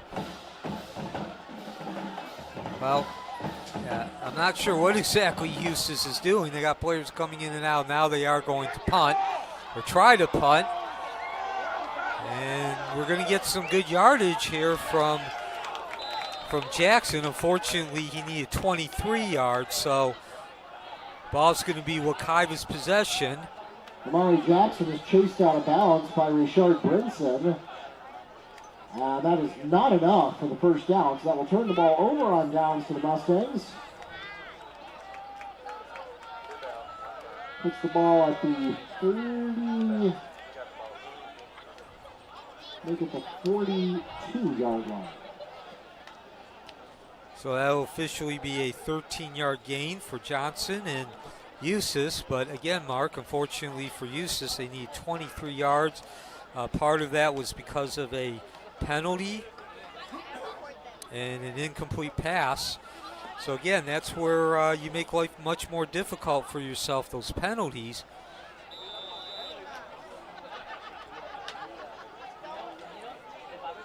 And now Wakiva with the 14-0 lead, 10:46 remaining, take possession with, again, solid field position. Not quite midfield, but they are at their own 43-yard line. So 1 first down, and they'll be in Eustis territory, and just continuing to keep those legs churning, motoring, can't get them down. The whole Eustis defense, it's -2 players. And that's a first down and then some. Couldn't see who was carrying it, but whoever it was, boy, that play in itself should earn a hustle award. That was about, so that was Kyle King, the sophomore, has come up with a couple of those Kyle plays. King on the carry, tackled by the entire Eustis defensive line after dragging them all the way to the 43-yard line of Panther territory. That's a 14-yard gain, and probably about 10 of those yards, whereas Mark, who is the other voice, is not only my partner here on air, but the public address announcer, said just dragged that defensive line with the defense with them. King again, slashing, dashing, slightly off the left side, and he'll pick up about 7 yards, setting up second and short. So a couple of powerful runs from King, and that's going to be exactly what Wakiva needs with this 14-0 lead. Obviously, they want to score, but right now, even more so, you want to take time off that clock. Put Eustis in a position where they need to score twice. Ball on the 37-yard line after a gain of 6 for Kyle King, 2nd and 4. Again, the one-back set. King lined up right, this time Chooks to the air, and well, we've seen that one so many times tonight, that tip, and if you're Wakiva Nation, you start holding your breath. That'll bring up 3rd and 6 from the Eustis 37. The one advantage, worst case scenario, barring a turnover, if you're Wakiva, from the Wakiva perspective, is you don't get that first down, you punt, and Eustis once again will have possession inside the 20.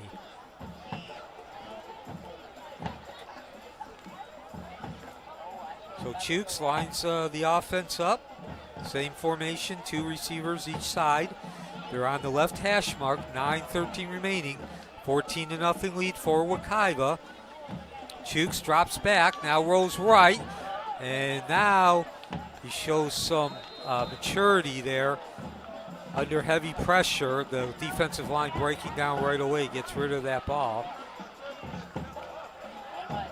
And the pressure coming from KJ Jackson, the 6'4", 4-inch, 230-pound defensive lineman. And it's going to be actually also intentional grounding.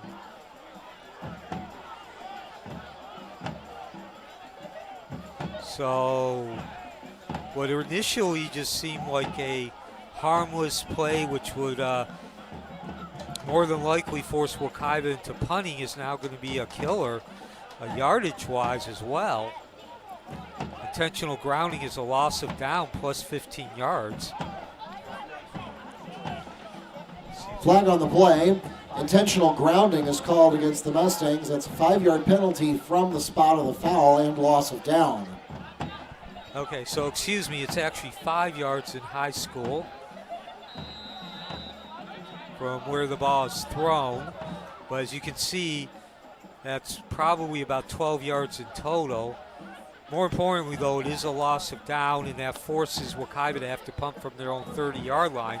So it negates everything I was saying, and they're going to try to get this first down.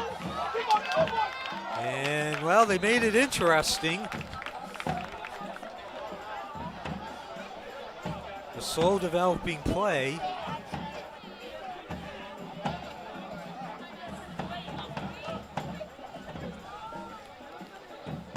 Mustangs pick up the gain to the 43-yard line of Panther territory. There is a late flag on the play. 8:53 remaining.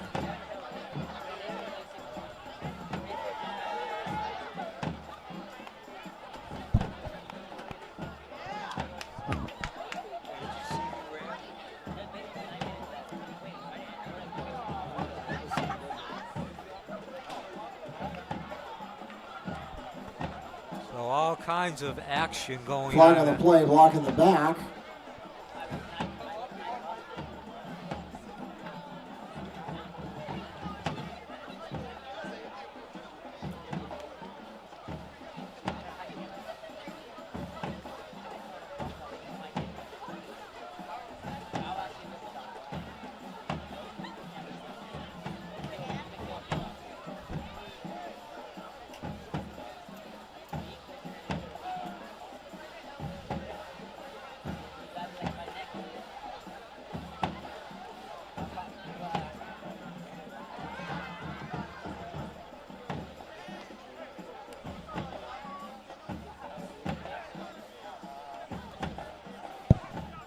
So when all is said and done, actually I'm not sure if our refs have marked the ball off yet.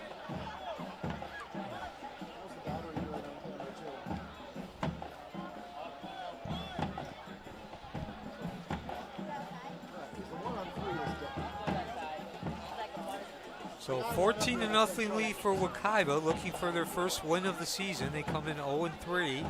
They played a very difficult schedule: Edgewater, West Orange, and Horizon. On the other side, Eustis 1-2. Their lone victory coming against Atlantic. And yes, when all said and done, the ball is going to be at the Eustis 42-yard line. We're starting position for Eustis in the second half. As they go to the air, and Johnson's pass incomplete. Johnson's pass falls incomplete on the opening play for the Panthers.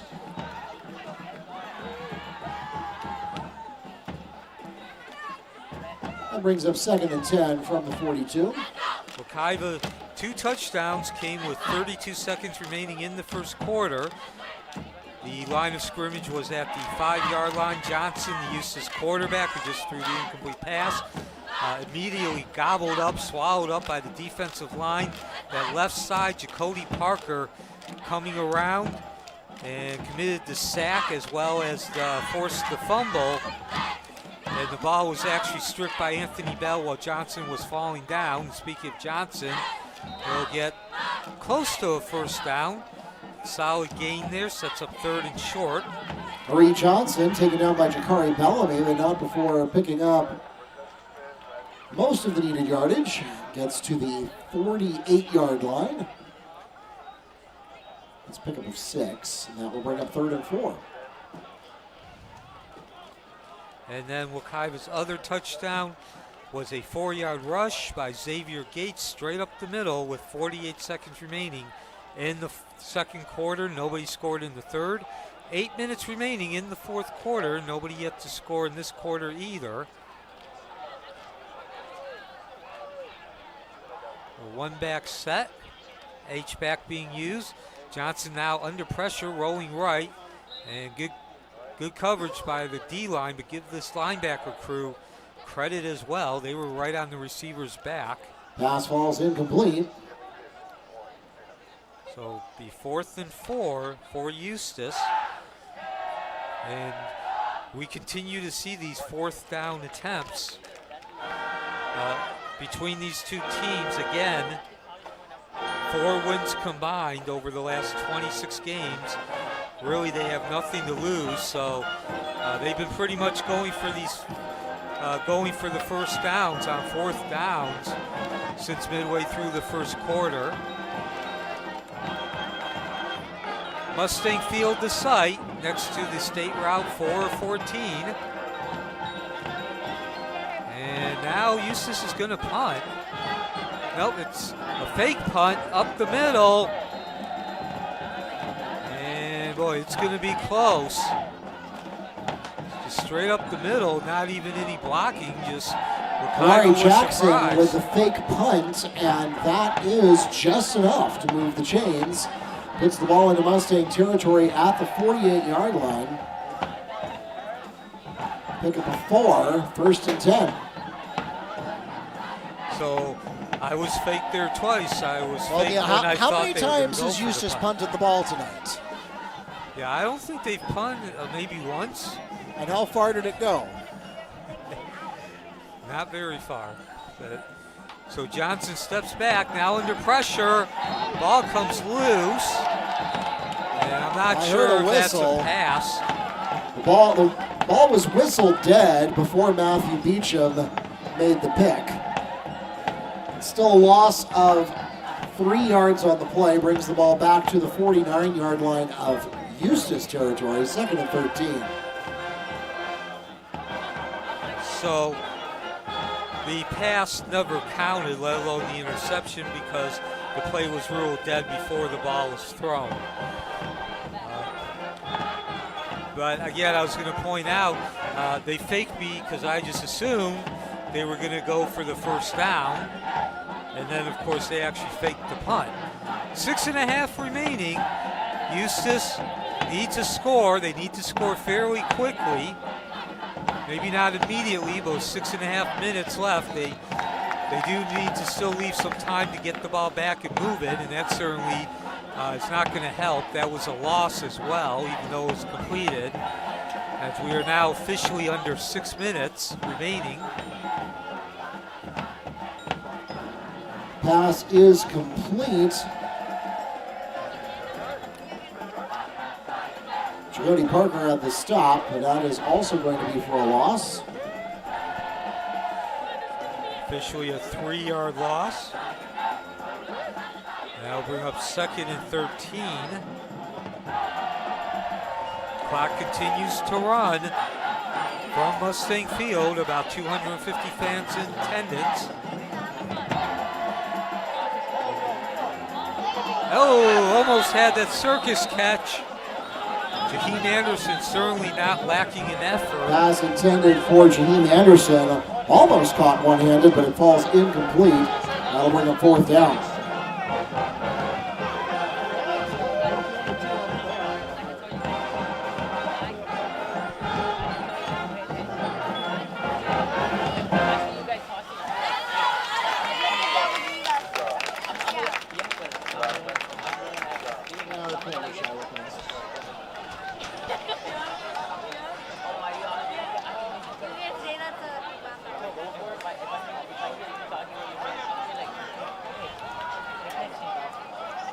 So 4th down. And a long way to go. Got to get to the Wakiva 38. Johnson releases. Deep and picked. Devontae Scott, the junior. Right place, right time, over the shoulder catch. Pass intended for Jaden McZillian is knocked away by Avante Scott, and that will turn the ball over on downs to the Mustangs, and it will also take us to our last official timeout. We've reached the midpoint of the 4th quarter, and that means we'll pause for a break.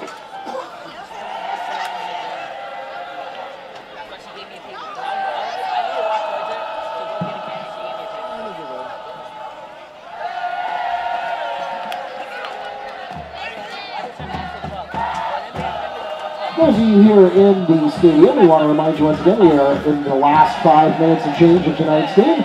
And if your ride is not already on their way, they should be. Please give them a call and let them know that they should be on their way to pick you up. We appreciate your cooperation helping our administrators to get the facility closed and get home to their families in a timely manner after tonight's game.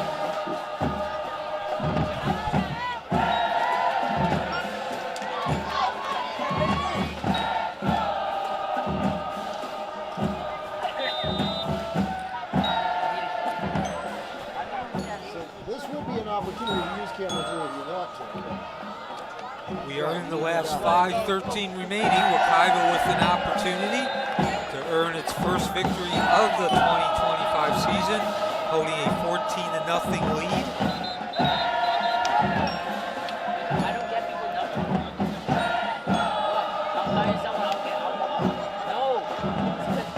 So we'll be looking at 2nd and 10. That one dies too. As we have a timeout on the field. Ball at the 20-yard line. So it's an injury timeout. And yeah, it's over on the right. It's by the near sideline, so it is a Wakiva player. I can see Coach Gabriel has actually gone out. And if you look to the right, you can see Coach Gabriel.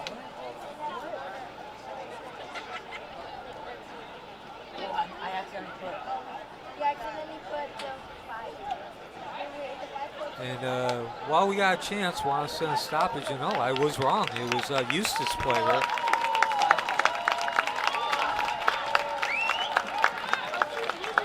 We've got 71, Joseph Soteris.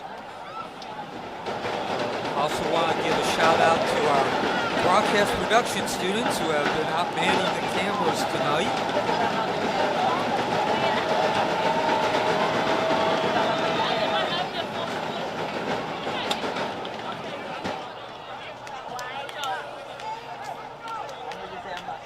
Brady Reinhardt manning our 2 cameras on the field, and Kaylee up above on our first camera, the overhead shots.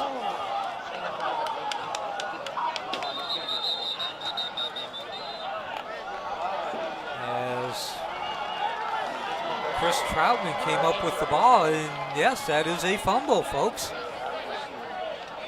Xavier Gates on the carry. C.J. Troutman with the pickup. And that will turn the ball over to the Panthers. Ball spotted at the 21-yard line.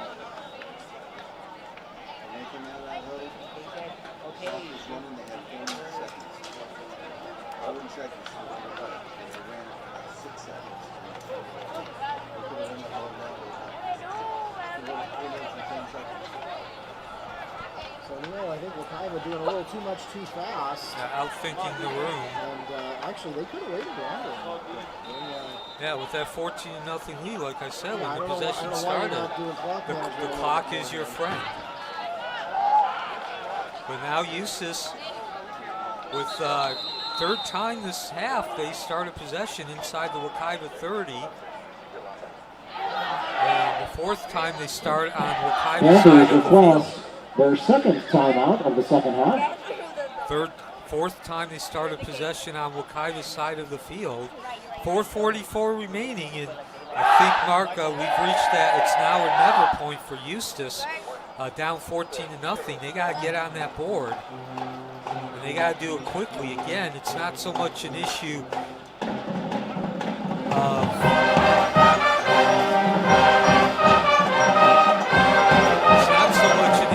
field position anymore, but you're down by 2 touchdowns. You need some time to get that ball back. It's not just a matter of scoring 1 touchdown.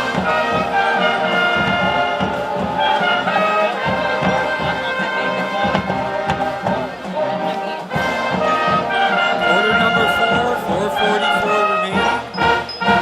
Fourth quarter, 14-0 lead for Wakiva, looking for its first win of the season. See a pattern there with those numbers. Mark, number 4.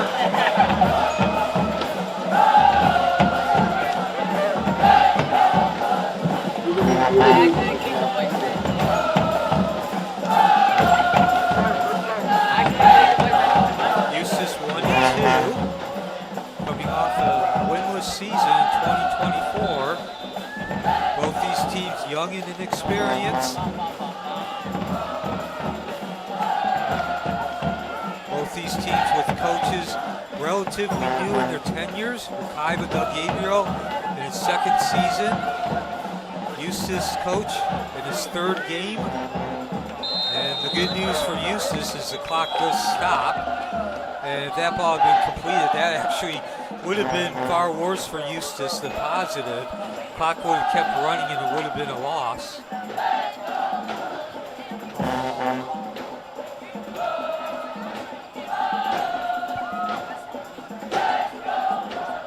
So now the cheerleaders leading the chants. And actually that is going to be bad for a negative. There's a penalty assessed.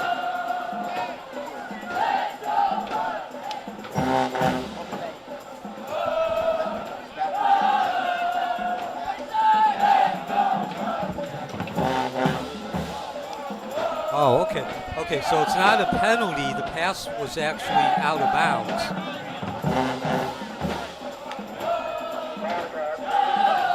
And now Johnson goes down.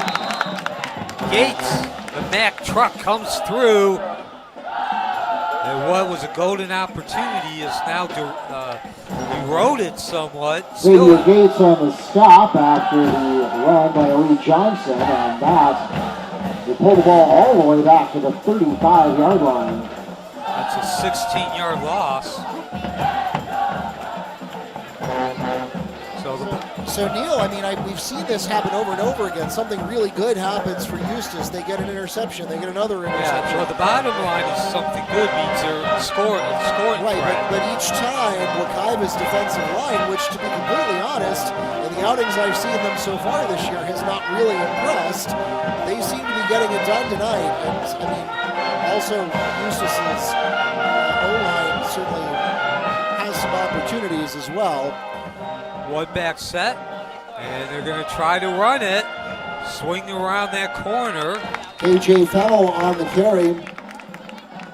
Haven't called his name much tonight as we drop under 3.5. Clock continues to run. It was good for a gain of 3. It puts the ball up to 32 and brings up fourth, and 21 for the Panthers. And I really don't understand the thought process here, Mark. Not only running the ball, but if you're going to run the ball, why you're allowing so much time to come off the clock? You're down by 2 touchdowns. If you're Eustis, different situation if it's a 1-score lead, but 2, you got to get that ball back.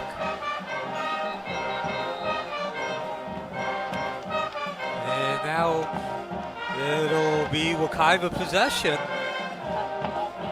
So again, I don't understand why you run the ball on third down. But Wakiva will certainly take it. And now an opportunity to secure this victory, run out the clock.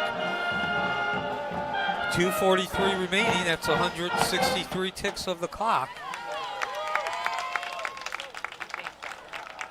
Wakiva looking for its first victory of the 2025 season, the fourth during the Doug Gabriel era. And now, again, if you're Wakiva, as I mentioned, you want to run that clock out. It's not even really about scoring anymore. You just want to get a couple first downs. Maybe you need 3. Eustis with only 1 more timeout, so you probably just need 2 first downs to run out the clock. And we're not going to run a play. Wakiva, Coach Gabriel wants a timeout. Mustangs request their first timeout of the second half.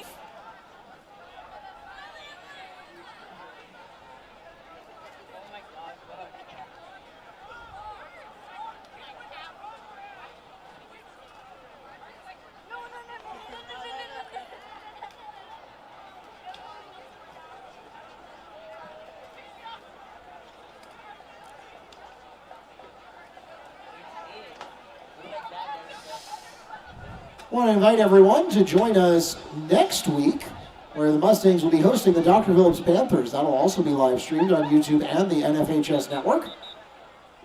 And then 2 weeks from tonight, the Mustangs will host homecoming against the Oviedo Lions. All those 7 o'clock starts, all those be live streamed. So back to back to back, 3 home games in a row for weeks 4, 5, and 6. Here in season 19 of Mustang football. We invite you to come back and join us for that. Tickets available on GoFan, live stream available on NFHS Network and YouTube.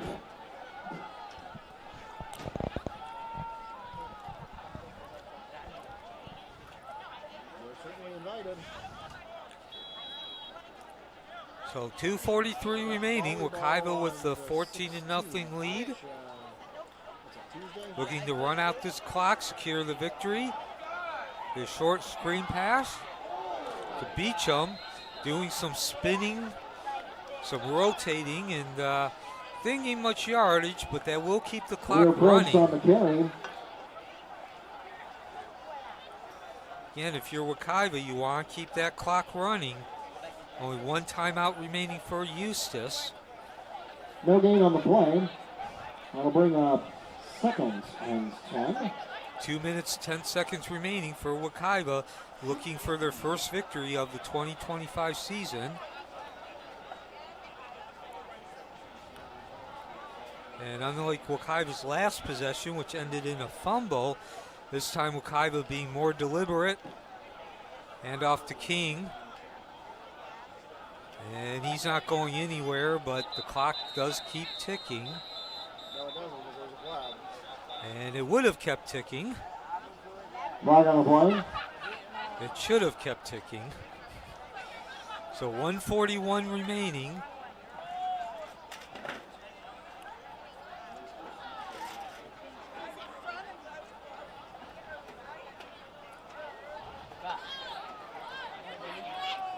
Personal foul face mask called against the Panther defense.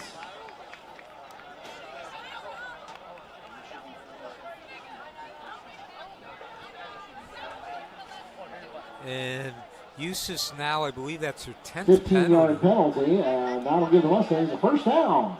I believe that's the 10th penalty of the night for Eustis.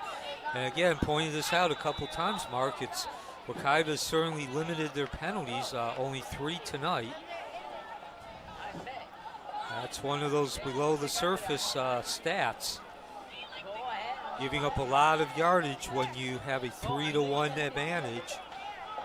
When you're facing a 3-1 disadvantage in penalties. So now the clock is running, 1:20. Probably just need 1 more first down. And that's not going to do it. Intended receiver Pass Adams. intended. Number 19, DeAndre Adams. That call's incomplete. That'll bring up second and 10 for the Mustangs.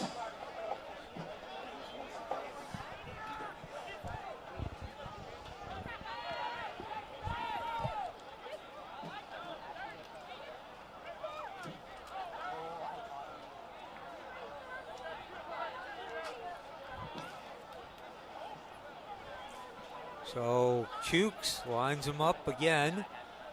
He's second down and 10. One more first down should do it. Eustis with only one more timeout remaining. Handoff to King. And there it is, the first down.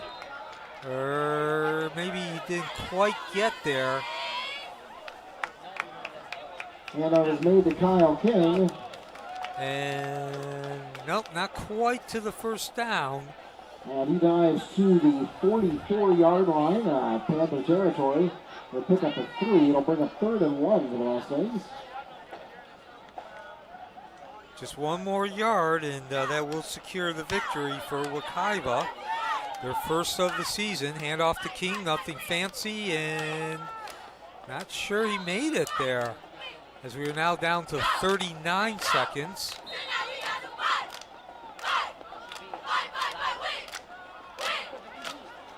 So another timeout on the field. And Eustis does decide to use its last timeout. Panthers will take their final timeout in the second half. So now, with that clock draining all the way down to 37 seconds, even if Wakiva does not get the first down, most likely Eustis is not going to be able to score 2 touchdowns.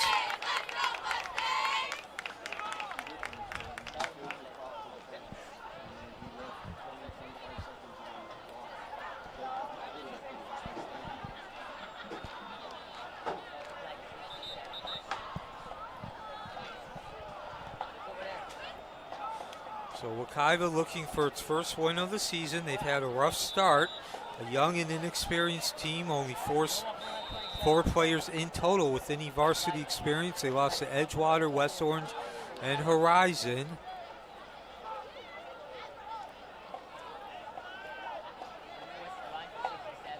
Eustis coming in with a 1-2 record. This is a rematch from last season. And one more yard needed for Wakiva to secure victory. And there it is as King goes around the left side. And that will do it. Gets the Mustangs first down. So quick scoring summary as the 29 seconds remain. It's a low scoring game. Obviously, defense has ruled the night. 32 seconds remaining, first quarter. Johnson, the quarterback for Eustis, snapping the ball at the 5-yard line, got trapped in the end zone. It was Jacoby Parker, the whole line collapsing, but Jacoby Parker from the left side, if you're the quarterback, getting his hands on Johnson, forcing a fumble during the sack, and while Johnson was going down, the ball was stripped by Anthony Bell. 2-point conversion good, and then in the second quarter, 48 seconds remaining, Xavier Gates, straight up the middle, behind his center and guards, bowled in, 2-point conversion, no good, and there's your 2 touchdowns. Wakiva, far from perfect, but a much-needed victory. They upped their record to 1-3 in the rematch. Eustis falls to 1-3. Mark, take us to the finish line. Takes us to the end of the ball game. 14-0 is the final score. We had a scoreless second half, but the pickup by Xavier Gates, as well as the forced fumble by Jacoby Parker that set up the Anthony Bello recovery in the end zone, that is enough to put a W on the scoreboard for the Mustangs. 14-0 the final score here in Week 4. We want to thank everybody who came out to support your Mustang and Panther athletes tonight. And we want to invite you to come to it again the next 2 weeks. Again, Wakiva hosts Dr. Phillips next week. And the following week they will host Oviedo, and that will also be homecoming. So make sure you get here early for the presentation of homecoming court. We'll have the crowning of King and Queen at halftime, and of course the band will perform after the game. But next week we'll host Dr. Phillips right here at Mustang Field. Once again, follow us on Facebook, Instagram, X, and Twitter at Wakiva Sports. And bookmark WakivaMustangs.com for all of your scores, schedules, and more. Those of you here in the stadium, please drive carefully and arrive home safely. Those of you watching online, please subscribe before you go. We'll see you next week. Have a great weekend. Good night from Mustang Arena.